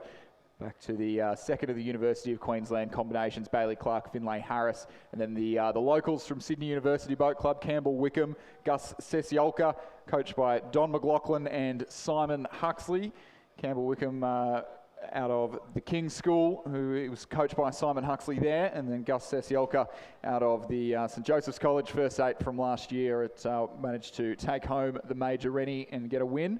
They came third at the Small Boats Regatta a couple of weekends ago, putting themselves right amongst the top New South Wales crews, but certainly not finding it as easy going against these two combinations from Queensland, who are doing quite well in the early stages of the race. So top 4 through to this final, and we have 6 crews out in the race, so it'll be 2 crews to miss out, and our top 4 at the moment: University of Queensland, WA Fremantle, University of Queensland and Sydney Uni, Mercantile and the Sydney Uni, Newcastle Uni composite sitting some way back out of proceedings. So our top 4 crews relatively safe, but which one will get the better lane for tomorrow morning's final, not quite yet decided. A couple of scratchings from this race, Fred. 2 Melbourne University crews. What do you think's going on there? Yeah, I think this might be a tactical play by Melbourne University leading into the 21-8 racing tomorrow. Obviously, we have the heats today and the finals tomorrow morning, so there's it might be a little bit of a tactical play from Melbourne Uni there, you know, trying to get rid of one race tomorrow. The 21-8 has, you know, a heat, semi and final, so that's quite a lot of racing in the hot weather. Yeah, a little bit milder conditions tomorrow, but certainly not going to be an easy day to back up off a pairs race and then 2 eights races. That is the bow 4 of the Melbourne University under 21-8. So, of course, could be unrelated, but you know, maybe they forgot to pack their riggers, but you know, could also leave them with a bit of advantage over maybe Sydney University, who's half of their under 21-8 is present in this field. The lane 4 combo of Wickham and Sesiolka, and then the lane 9 composite combo of Cameron and Stamboli. They're all present in that under 21-8. So it'll be interesting to see how that unfolds, but it is the West Australians who we saw such a good performance from earlier in the morning. who just come a little bit unstuck with their steering, but back onto their station now. And they were ahead at the 1500 metre mark and now doing battle with the leading of our two University of Queensland combinations. That's the crew in lane number 4, or lane 5 rather, the crew to the right of your picture of Thomas Stevens, Samuel Forbes, coached by Randall Martin and Lachlan Johnston. University of Queensland with a very big squad into this regatta with a bit of a refreshed coaching team this year, and they no doubt these boys were part of the University of Queensland at 8 that won the Queensland State Championships a couple of weekends ago, but they'll have to settle for second, it looks like, behind an already race experienced and already medal winning combination from over west, the Fremantle light green in the bow seat of Jack Hansen-Nahoy, Lachlan Brown from West Australian Rowing Club, and the Red Zooty in the stroke seat. They'll take the win here in the first heat of the under-21 pair by half a length from the University of Queensland. University of Queensland crew of Clark and Harris will take third, and then the Sydney University combination of Wickham and Sesiolka will take fourth in a very quick time, 6:43 in the men's under-21 pairs. Yeah, wow, the conditions are really looking favourable today. That's some pretty quick times for under-21 pairs. And a lot of these guys jumping into small boats for the first time, coming from school programs, largely based in 8s and 4s with coxswains. So it brings on that challenge of having to deal with foot steering, which we noticed before, some crews running into the boys. Yeah, the women's under-21 pair was certainly full of a few inter-lane adventures, if we'll call it that, as our last crew crosses the finish line now. That's the combo of Remy Cameron from Sydney Uni, Treffin Stamboli, Newcastle University Boat Club.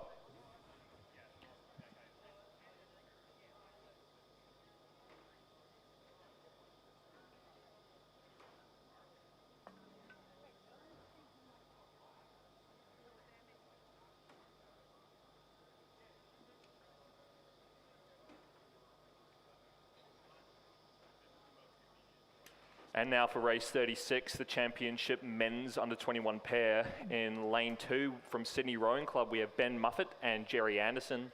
In lane 3 from Sydney University, we have Alexander Tetley and Charles Baker. In lane number 4 from UTS, we have Hunter Hyde and Marcus Black. In lane number 5 from Mercantile Rowing Club, we have Joe Lee Conway and Edward Burgess. In lane 6, again, from Sydney Rowing Club, we have Jackson Gersoy and Ambrose Hennessy. In lane number 7, we have, from Sydney Rowing Club, Henry Pursehouse and Fraser Burdett. And then finally, in lane number 8, from Mercantile Rowing Club, we have James Simpson and Alessandro Marrow. Yeah, and it looks to be through the 500 metre mark, a Sydney Rowing Club Quinella at this stage. The combo of Henry Pursehouse, Fraser Burdett, leading out Jackson Gersoy and Ambrose Hennessy. Not too far ahead of the Sydney University pairing of Alex Tetley and Charles Baker. Joe Lee Conway and Edward Burgess of Mercantile sitting in that 4th and final qualifying spot. And then just about half a second back to the UTS combo of Hunter Hyde, Marcus Black in 5th. So they're currently sitting just outside that spot for tomorrow's final. And Ben Muffet, Jerry Anderson in lane 2 on the far side of the course, sitting in 6th. Again, just half a second back rather. So certainly all to play for in this second heat, the under-21 pairs. We've got tailwind just starting to pick up now. So it'll be some quick conditions and some very tight margins as these races progress through the afternoon session. And we'll likely see some very tight battles for these qualifying spots. But Henry Pursehouse, Fraser Burdett, Henry, an alumni of the Scots College last year. Fraser from the United Kingdom. Not exactly sure what school he was at, sadly, but he's been over here for a couple months now, training out of Sydney Rowing Club, making a name for himself among the 21 cohort, it seems. Yeah, a very quick time through the 1,000, 3:18 through the K. So if they can continue on that pace, they'll be even quicker than our last heat. Second of the Sydney pairs, Jackson Gersoy, Ambrose Hennessy, a Joey's and Riverview combination. Ambrose Hennessy fresh off a Junior World Championship last year in the under-19 Coxed Fours at St Catharines in Canada. And the Sydney University combination in 4th place, Alex Tetley who's graduated from Newington College, and Charles Baker, who's graduated from the King's School in lane 3 there, sitting back in 3rd place and only narrowly ahead of Ben Muffet, Jerry Anderson, both Brits from Sydney Rowing Club, I believe. Ben is I believe he's a shore boy. Ben's a shore boy, that is correct. Don't take me to word on that. But yeah, interesting to see out here the combination of Ambrose Hennessy and Jackson Gersoy last week, or the week before at the Small Boats Regatta.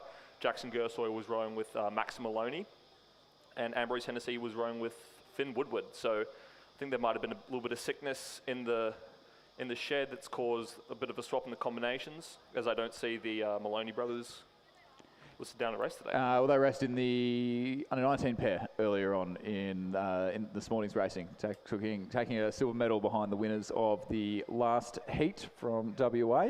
But at the moment, New South Wales crews occupying the top 4 spots of this race for probably one of the first times this regatta so far. We've got so many interstate entries at what has been referred to by many in recent years as a mini national championships here at the Sydney International Regatta Centre. It's a little patch of just bit more dead water in the middle of the race there. It's definitely a tailwind at the start, definitely a tailwind at the end, a little bit more prominent in the nearer lanes to the grandstand side of the course.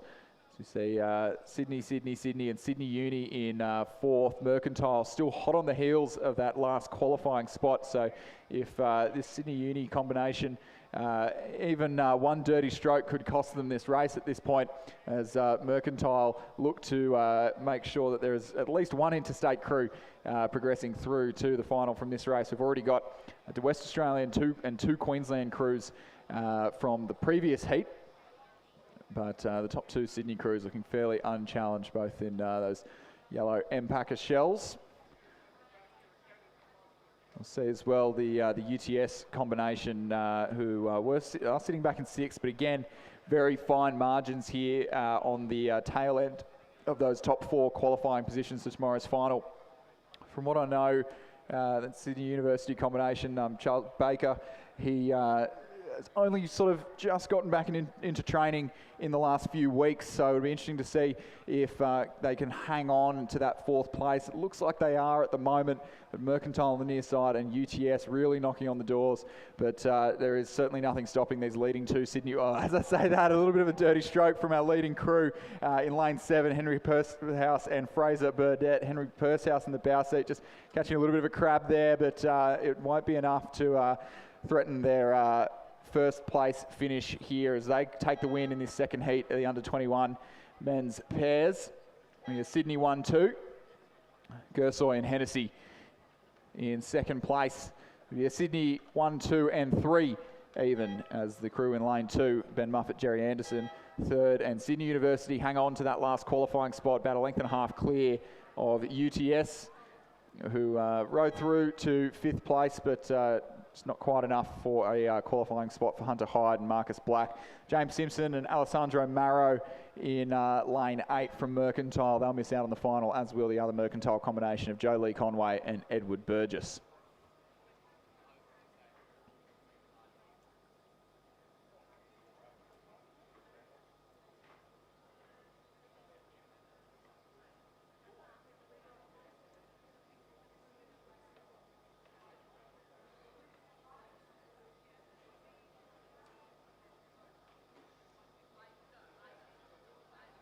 And coming into race 37 of the Championship Women's Under-21 Lightweight Single Scull. The first heat in lane number 3 from Newcastle Grammar, we have Annabelle McKenzie. In lane number 4 from Somerset College, we have Maddie McLaughlin. In lane number 5 from Bundaberg, we have Georgia Mortimer. And in lane number 6 from Melbourne University, we have Lulu Gleeson-Payne. In lane number 7 from Sydney Rowing Club, we have Neve Tyranny. And lane number 8 from Oxford has scratched from this race, Chris. Yeah, so I believe I believe it's the first of our lightweight races of today's program. So for those of you not familiar, lightweight athletes having to weigh in at a maximum weight of, just remembered that I can't quite remember the maximum weight for lightweight women, 59 point, I will get back to you, 59.5 I believe at this regatta, and there is a crew average as well, but that's only the case for the national championship. So what that means for you watching at home and in the grandstand is that when you take the weight out of the equation, you take the variance of power out of the equation, you often get some really tight racing, especially in a tailwind where being a bit lighter is a little bit more of an advantage than obviously in a headwind. It's far more of a disadvantage. The wind can affect you a little bit more. But at the 1,000 metre mark, it was Annabelle McKenzie from Newcastle Grammar is leading quite comfortably over Neve Tierney of Sydney Rowing Club. Georgia Mortimer of Bundaberg in third, Maddie McLaughlin of Somerset in fourth, and then Lulu Gleeson-Payne of Melbourne University, currently looking like the one sculler to miss out on final qualification in this event. So 5 in this event, top 4 to progress through to the final. You can see the top 4 there on your screen, on the screen of the grandstand, or on the live stream pictures if you are joining us from home. As Neve Tierney clearly not content with just qualifying for the final. It looks like she's just made a move in the championship quarter of the race and strides out to about a length and a half lead over the sculler from Newcastle Grammar, Annabelle McKenzie, over there in lane 3, sitting back in second ahead of Georgia Mortimer from Bundaberg. Maddie McLaughlin from Somerset College in Queensland in fourth place, and again quite a comfortable margin. Then back to Lulu Gleeson-Payne from Melbourne University Boat Club. So Annabelle McKenzie, still a junior athlete at Newcastle Grammar School. She was in the New South Wales Pathways team last year that raced at the National Selection Trials and raced very well indeed. She was in one of the 2 Pathway 8s at that regatta. Neve Tierney is the bow seat of the New South Wales Victoria's Cup quad, that the lightweight women's quad at the Interstate Regatta last year, that won in pretty fine fashion. I think they won by, it was almost 10 seconds in the end, alongside Grace and Laura Cypher, and I've had a mental blank on the third sculler, whose name is escaping me. Yeah, Neve Tierney was sitting up in the bow seat of that quad. So clearly experienced with racing at a very high level.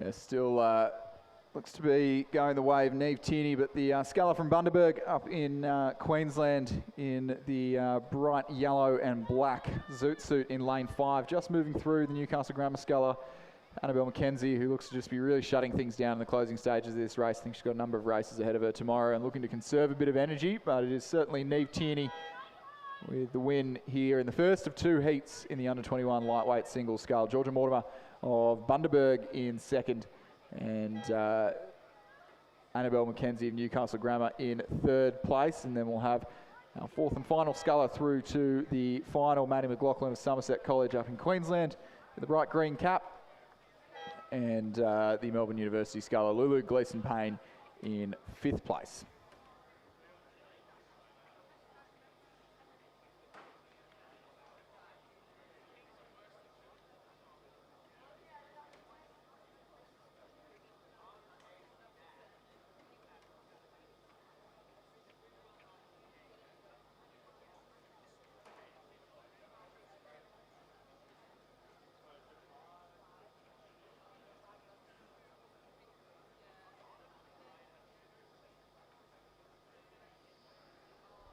Now coming into race 3rd at Ashby, in lane number 4 from Banks Rowing Club, we have Francesca Sapano.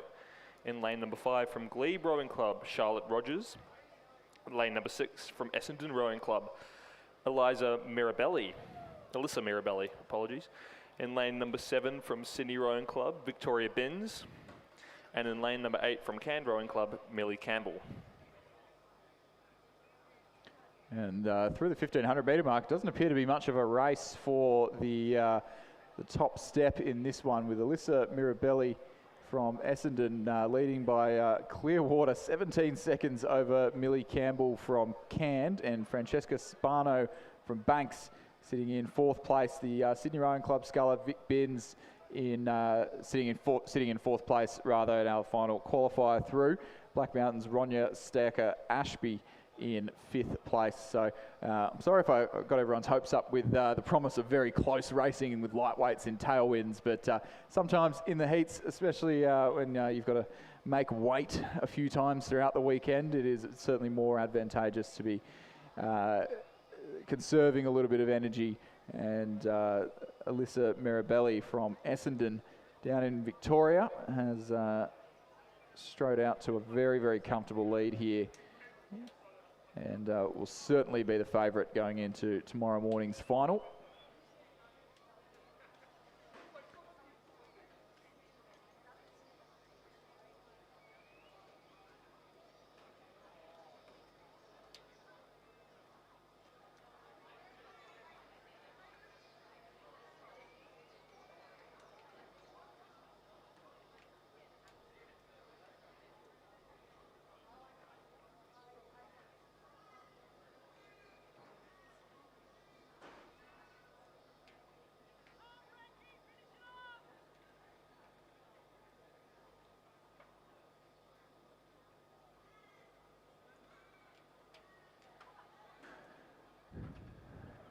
So not too much to report on in the closing stages of this race. The Essendon Rowing Club sculler in the colours of the Essendon Football Club in the black and red Zudi, and the Felipe Shell there in lane 6.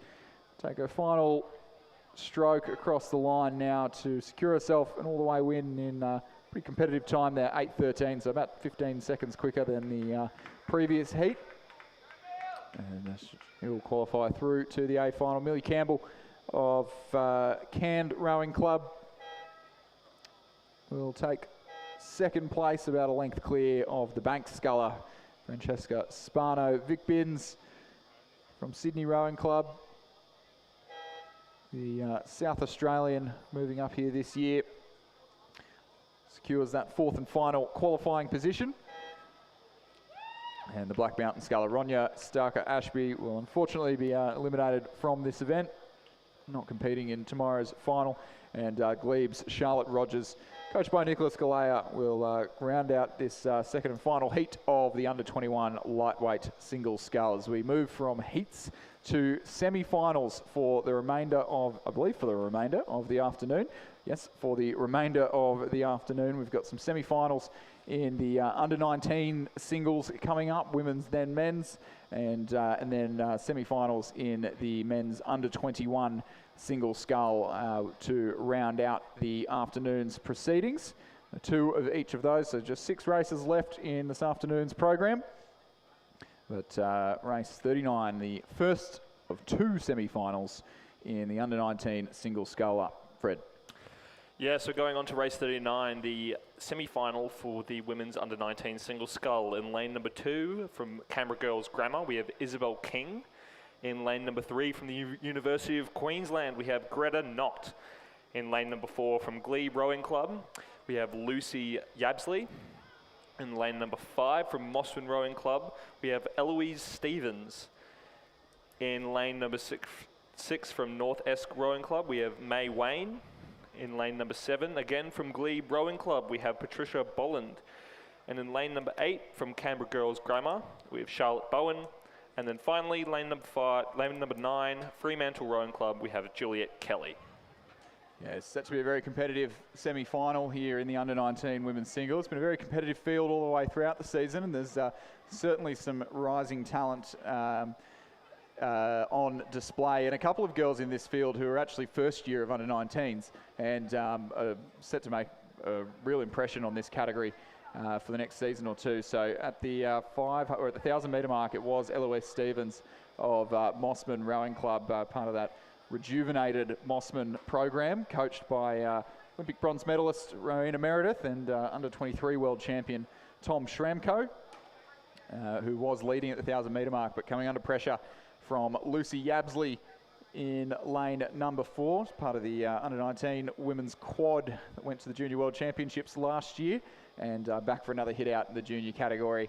She won this event last year in very fine fashion with, I'm told, different spans on each, or different spans, with a little bit of a technical issue that required having both oars rigged differently in the final of last year's race, and won that one pretty convincingly. But I don't think she's going to have it all her own way here in 2025, as she's being pushed quite well by Eloise Stevens.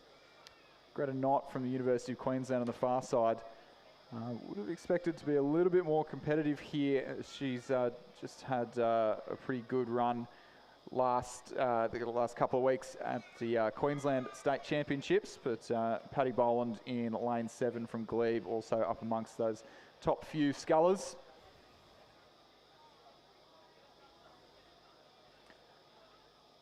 They approach 1,000 metres road. It is still Eloise Stevens, just over Lucy Yabsley and Patricia Boland. Eloise just rowing out of Mossman Rowing Club, not at one of the biggest school programs, but Lucy Yabsley at one of the smaller school programs, but certainly not to be discounted, rowing for Ascombe in Sydney's eastern suburbs, and Paddy Boland rowing at Loretto Normanhurst. And those two combining into a double scull at the last couple of regattas, and doing a very handy time indeed at both of those regattas, and will certainly be seeking junior selection later on in the season. And we'll see them combining, I believe, tomorrow afternoon or Sunday afternoon in the under-19 women's double scull.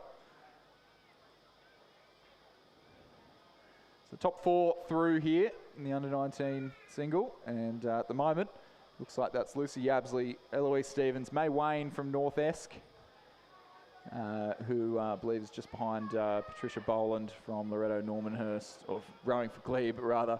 We'll see her racing for Loretto Normanhurst in the Schoolgirl 8s tomorrow, so certainly a jam-packed racing schedule for her.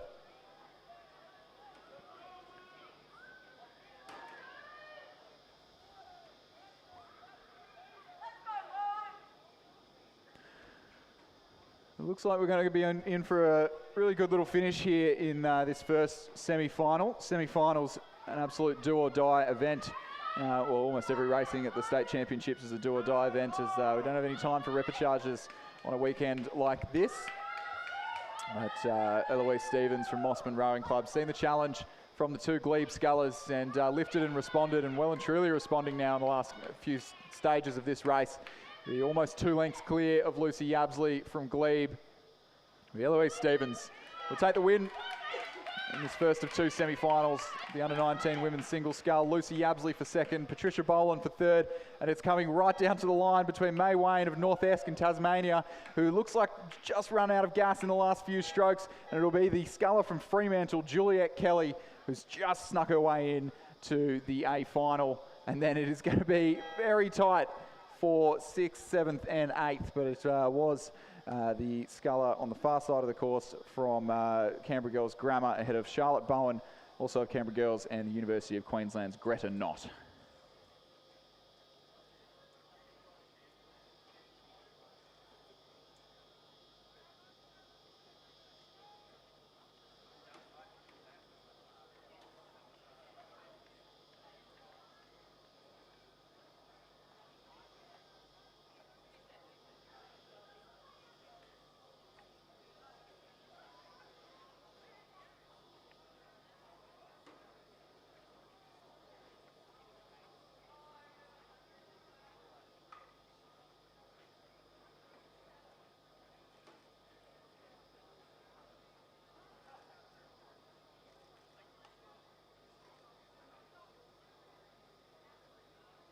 And now coming into race 40, the Championship Women's Under-19 Single Scull. This is the second semi-final.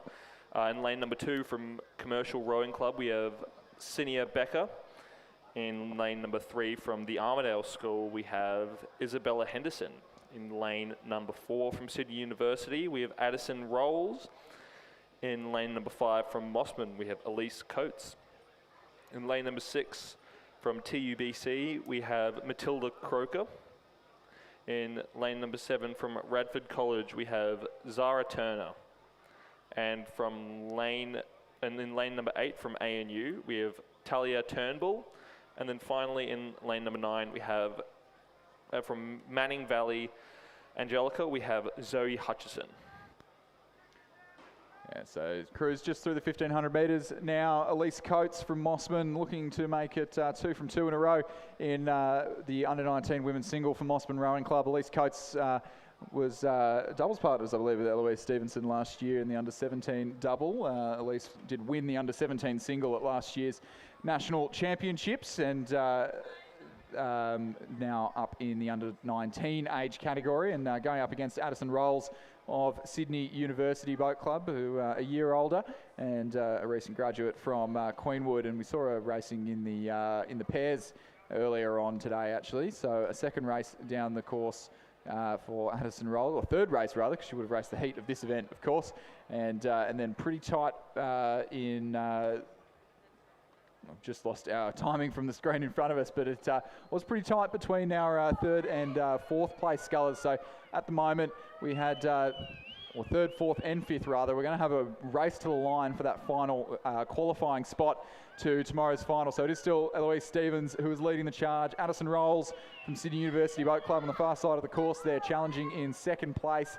And then in third at the moment, I believe it is the sculler on this side of the course in the red Zudi, Matilda Cocker from Tasmanian University Boat Club, rather. Radford College's Zara Turner, the winner of the schoolgirl single at Nationals last year, in lane 7 is knocking on the door of that final qualifying spot, but as is Isabella Henderson of the Armidale School, who's looking for that last spot in the final. At ANU's Talia Turnbull's looking to make it looking to take that spot off her fellow Territorian. Elise Coates will take the win in this second semi-final. Addison Rolls second, Matilda Cocker from Tasmania University in third, and it will be Zara Turner from Radford College in fourth place. Those four through to the final.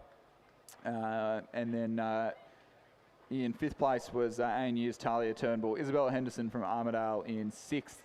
And then just crossing the line now will be the commercial sculler Sienna Becker, and the sculler from Manning Valley Anglican Zoe Hutchinson.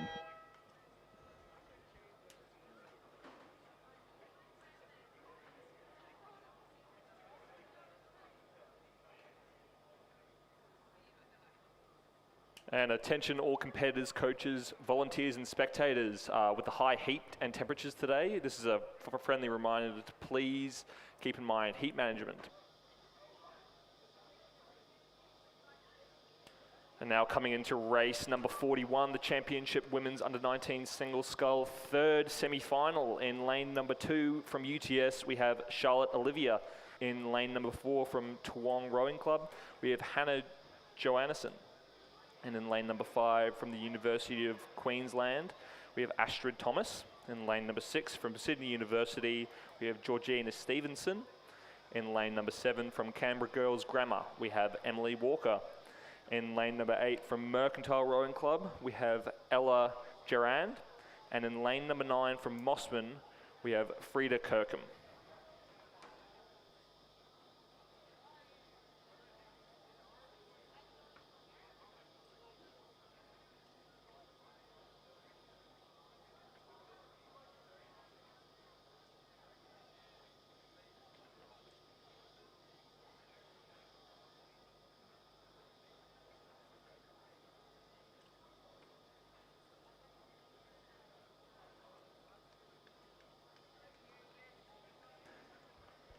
So I do believe I've been calling those last few races wrong, Fred, that I didn't realise 3 semi-finals, which, you know, some of us on the Nationals commentary team have disagreed with in the past. Semi does mean 2, but in this case, 3 semi-finals, top 3 through to the final. So in our previous race, not top 4, as I said, as I was saying, but so there were certainly some good battles there for that last qualifying spot, nonetheless. But somewhat unsurprisingly, for those who have been following Queensland rowing over the last couple of weeks, we're seeing in this third semi-final Astrid Thomas from the University of Queensland at the potential future Olympic course up there, and having a similar race here in the under-19 single scull as she leads the Sydney University sculler Georgina Stevenson, and then the Canberra girls grammar sculler Emily Walker sitting back in fourth place, just outside of the qualifying spot.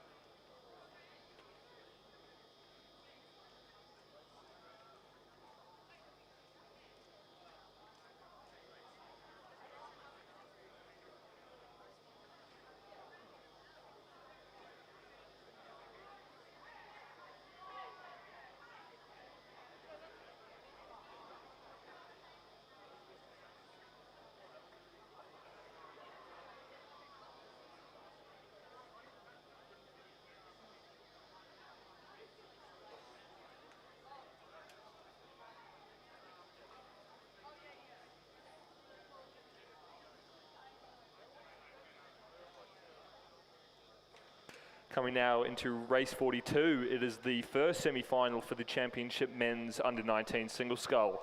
In lane 2 from Gippsland Grammar, we have Hagan Cook. In lane number 3 from Cairn Rowing Club, we have George Corey.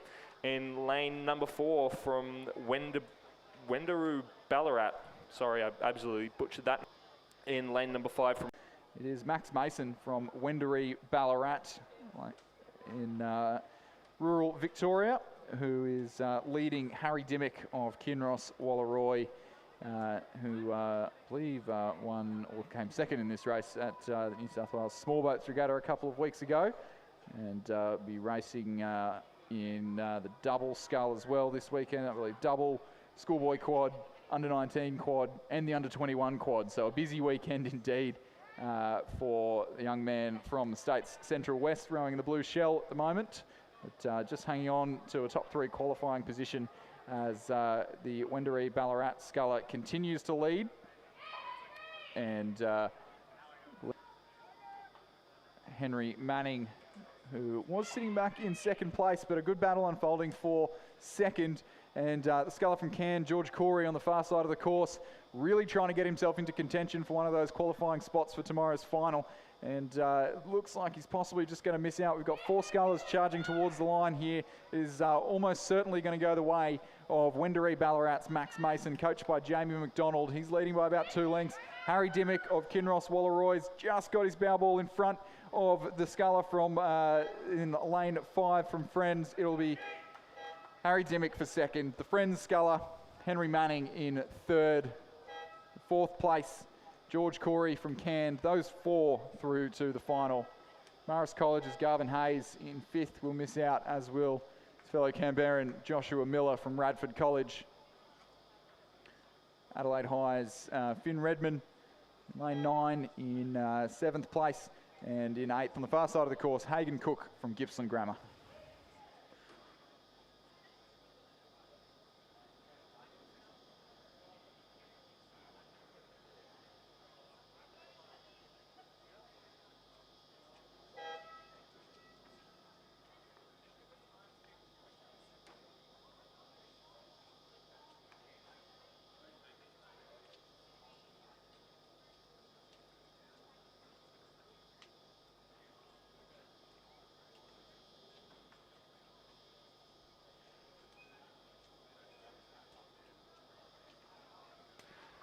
Now leading into race number 43, the second semi-final of the men's under-19 single scull.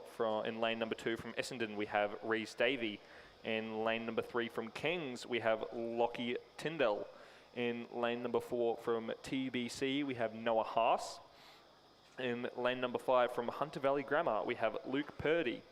In lane number 6 from Mossman Rowing Club, we have Tobias Elias. In lane number 7 from Morris College, we have Harrison Braithwaite. In lane number 8 from Commercial Rowing Club, we have Egon Johnson. And in lane number 9 from Radford College, we have Charlie Knight. Yeah, another cracker of a race set to unfold here. So at the moment, Luke Purdy of Hunter Valley Grammar in lane 5, leading by about a second and a half over Tobias Elias from Mossman Rowing Club, one of the best names to say in junior rowing in Australia at the moment. Just flows off the tongue. Ewan Johnson from Commercial in 3rd, Lockie Tyndall from the King's School in 4th, and then about a second back to Noah Haas from Tasmanian University Boat Club in 5th. Harrison Braithwaite from Morris College in 6th, Reece Davey from Essendon in 7th, and Charlie Knight from Radford College in 8th place. But none of these scullers more than sort of a length and a half away from their nearest competition at this stage of the race. So certainly all to play for, as our top 4 separated by only about 3 or 4 seconds at this stage. It is still Luke Purdy from Hunter Valley Grammar. We'll see him teaming up with Harry Dimmock, who came second in the last race. We'll see him teaming up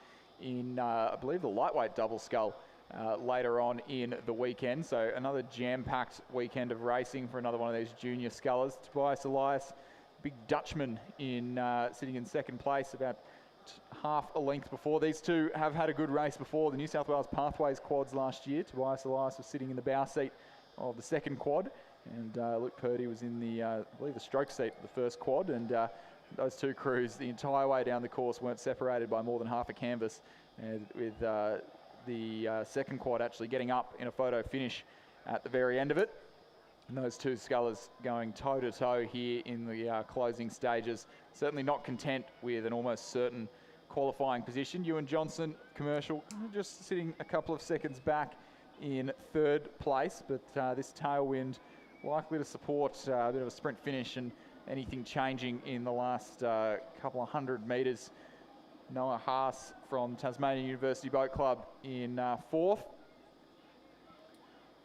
In the red colours there. I think he might actually be sitting up in 3rd place now as we come into the closing stages. You've got Ewan Johnson from Commercial on the near side of the course.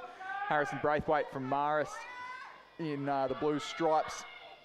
3rd from the grandstand side of the course, both of them knocking on the door of a top 4 finish. Our top 2 will almost certainly be Luke Purdy from Hunter Valley Grammar, Tobias Elias from Mossman Rowing Club. Those two will almost certainly go through to the final of the under-19 single scull. And then sitting back in 3rd place, Noah Haas of the Tasmanian University Boat Club. He's gotten his bow ball in front, entering those red boys of the last 100 metres of the course here. It'll be Luke Purdy, it'll be Tobias Elias for 1st and 2nd. Noah Haas will almost certainly cross the line in 3rd, but the race is on for young and old for 4th place for the last qualifying spot. Got the Commercial sculler of Ewan Johnson just with his bow ball in front of Harrison Braithwaite of Morris College. It'll be Noah Haas for 3rd, Ewan Johnson of Commercial for 4th. Harrison Braithwaite of Morris College just missing out on that final. Lockie Tyndall of the King's School in 6th place. The Essendon sculler on the far side of the course, or Wendouree Ballarat rather, sculler in lane 2 in 7th. And the Radford sculler, or the Essendon sculler rather, Reece Davey, Charlie Knight from Radford, rounding out the field in 8th place. What a cracking race, 7:09.23. How's that for a junior men's single scull semi-final, Fred? Yeah, some absolutely rapid times on the course today. A great race and an even greater name, Tobias Elias. Can't get it out of my head, Chris. Can't get it out of my head. Now moving into race number 44, the first semi-final of the men's championship under-21 single scull. From Wendouree Ballarat, we have Angus Murfitt. In lane number 3 from Toowong, we have Nicholas Barlow. In lane number 4 from North Esk, we have Oliver Quinn. In lane number 5 from Canberra, we have Jesse Rosen. In lane number 6 from North Esk, we have Cam Parker. In lane number 7 from UTS, we have Jack Power. And in lane number 8 from Toowong, we have Mac Rogers. And coming in lane number 9 from Newcastle University, Trefon Stamboli. His second race today, Chris. I believe might even be 3rd, because he, racing that pair, but racing the heat of this, a 3rd lap down the track already. he'd be glad it's some faster conditions, because 3 laps in a headwind would certainly not be anywhere near as enjoyable, but not quite challenging the leading few in this race, as Jack Power from UTS Haberfield leads out this first semi-final. First of only 2 semi-finals and the penultimate race of Friday's program here at the New South Wales Rowing Championships. So Jack Power from UTS Haberfield leading Nick Barlow from Toowong, Cam Parker of North Esk in Tasmania, Jesse Rosen of Canberra Rowing Club sitting in 4th place, Mac Rogers from Toowong just 0.78 of a second back in 5th off that qualifying spot. So the margins at the moment, you've got Jack Power leading by 0.53 of a second. Margin from 2nd to 3rd is 0.48, 1.2 back to 4th, and then 0.78 back to 5th. So you've got 5 scullers, all within about a length and a half of each other, who are looking to secure their spot into the final tomorrow. And with a few races down the track for many of these boys, certainly things can come unstuck in the final few hundred metres. Definitely a lot more interesting coming into this 21 category of racing, as these athletes sort of start learning how to properly stage races and figure out their race plans. So I think it's great seeing such close times between all the scullers.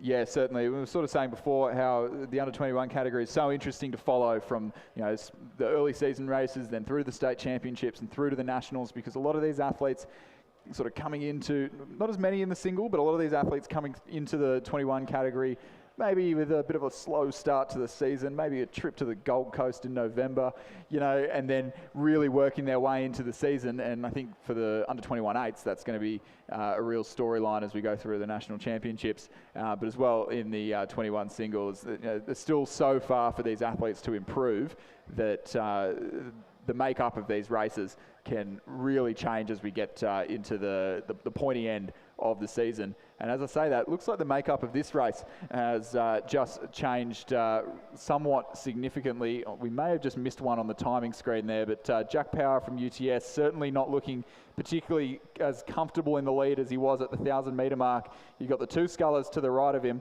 From North Esk, you've got Oliver Quinn, coached by Dion Birtwistle and Trevor Barrett.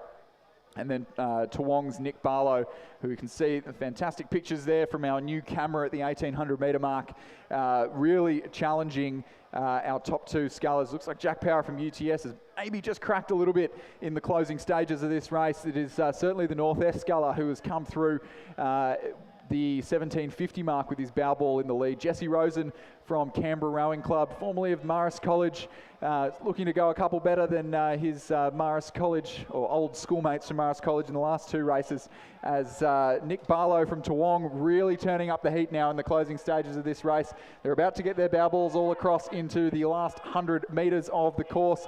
I think it is still the Tasmanian Oliver Quinn from North Esk who is looking best placed, but Nicholas Barlow from Toowong is really turning up the heat in the last stages of this race, and it looks like he's going to come across with the win here in the under-21 single. But the race is on for the final qualifying spot. Looks like Mac Rogers from Toowong is going to come just on the wrong side of that battle, so it is going to be I've just had a few things swapping around on me here. I think apologies to Cam Parker from North Esk. I've just called the wrong North Esk sculler across the line for the win. So it is North Esk Cam Parker for the win by 0.49 of a second ahead of Nick Barlow of Toowong. Jack Power of UTS slipping back to 3rd, but still qualifying for the final. Jesse Rosen of Canberra Rowing Club just ahead of Mac Rogers of Toowong. Wendouree Ballarat, Angus Murford in 6th. Oliver Quinn from North Esk in 7th place, and Treffin Stamboli from Newcastle University on near side of the course will cross the line for 8th. But 7:13, a little bit slower than our under-19 singles that just came down, Fred. Yeah, a little bit slower. Conditions change from race to race, not the most unheard of thing, but definitely still a very interesting race. Very, very tight race for 3rd place in that between Jack Power and Jesse Rosen there, yeah. So definitely, trying to work it down to try and make that final.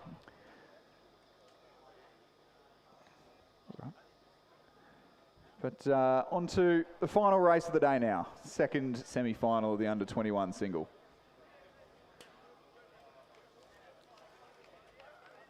Coming into race 45, the second semi-final of the men's under-21 single. In lane number 2, from Mercantile Rowing Club, we have Archie Critchell.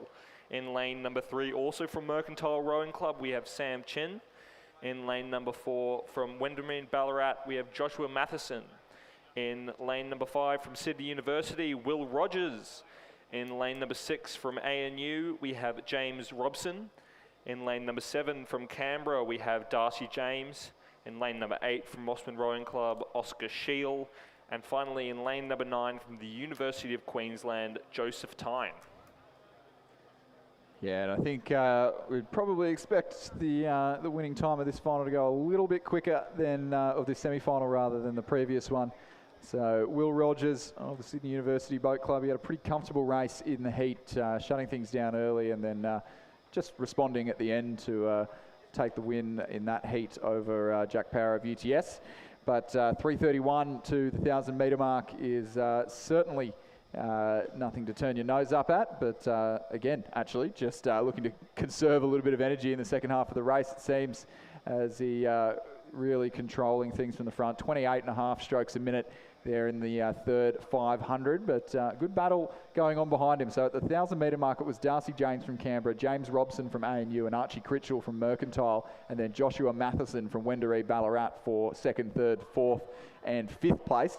And it looks to be just as tight now heading into the 1,500 metre mark. Will Rogers may have to just respond here to keep his first place position. He's still in the lead by but less than a second now. Darcy James from Canberra Rowing Club is closing in on him, and James Robson of ANU just half a second behind. Joshua Matheson of Wendouree Ballarat in fourth.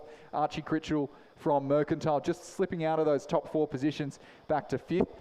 Oscar Shield Gamborg with a little bit of a slower start, but working his way up into the field, but still a little way back in sixth. Joseph Tyne from the University of Queensland in seventh, and Sam Chin of Mercantile Rowing Club in eighth place at that, heading into the last 500 metres of the race. So now we've got 4 scullers, bow ball to bow ball in the closing 300 metres of this semi-final of the last race of the day.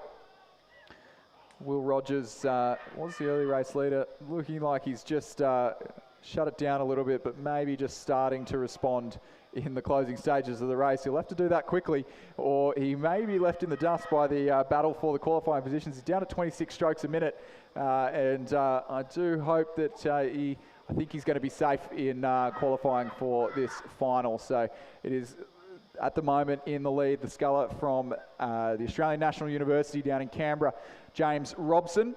Darcy James from Canberra Rowing Club going stroke for stroke with him in the next lane, in lane number 7. At the Wendouree Ballarat sculler in the red and white Zudi. Joshua Matheson's really turned on the afterburners in the closing 250 metres. He wants to secure himself that all-important centre lane in the final of this race. But it is going to come right down to the line. It is going to be the Canberra Rowing Club sculler who's just holding off. Is going to come to a photo finish here between Canberra and Wendouree Ballarat. Our timers have maybe just got Darcy James of Canberra over Joshua Matheson from Wendouree Ballarat. James Robson of ANU back in third place. William Rogers of Sydney University Boat Club back in fourth, but certainly not one to discount for tomorrow's final. Archie Critchell from Mercantile in fifth. Oscar Shield Gamborg in sixth place. Joseph Tyne from University of Queensland in seventh. Sam Chin of Mercantile rounding out the second semi-final and rounding out this afternoon's racing. So thank you very much for joining us on the live stream or at here around the grounds. Please, if you have raced, please take every effort to stay cool this afternoon if you're out for a training paddle. And a big thank you to James Fredrickson for joining me on his commentary debut. Thank you very much, Chris, for having me. It's been great fun up here. Yeah, and you'll hear the James's dulcet tones alongside Michael McRae first thing tomorrow morning for our para races and some very exciting school races first thing tomorrow morning. 7:50, I believe we're off, and we'll see you then. See you then, Chris. Thank you very much.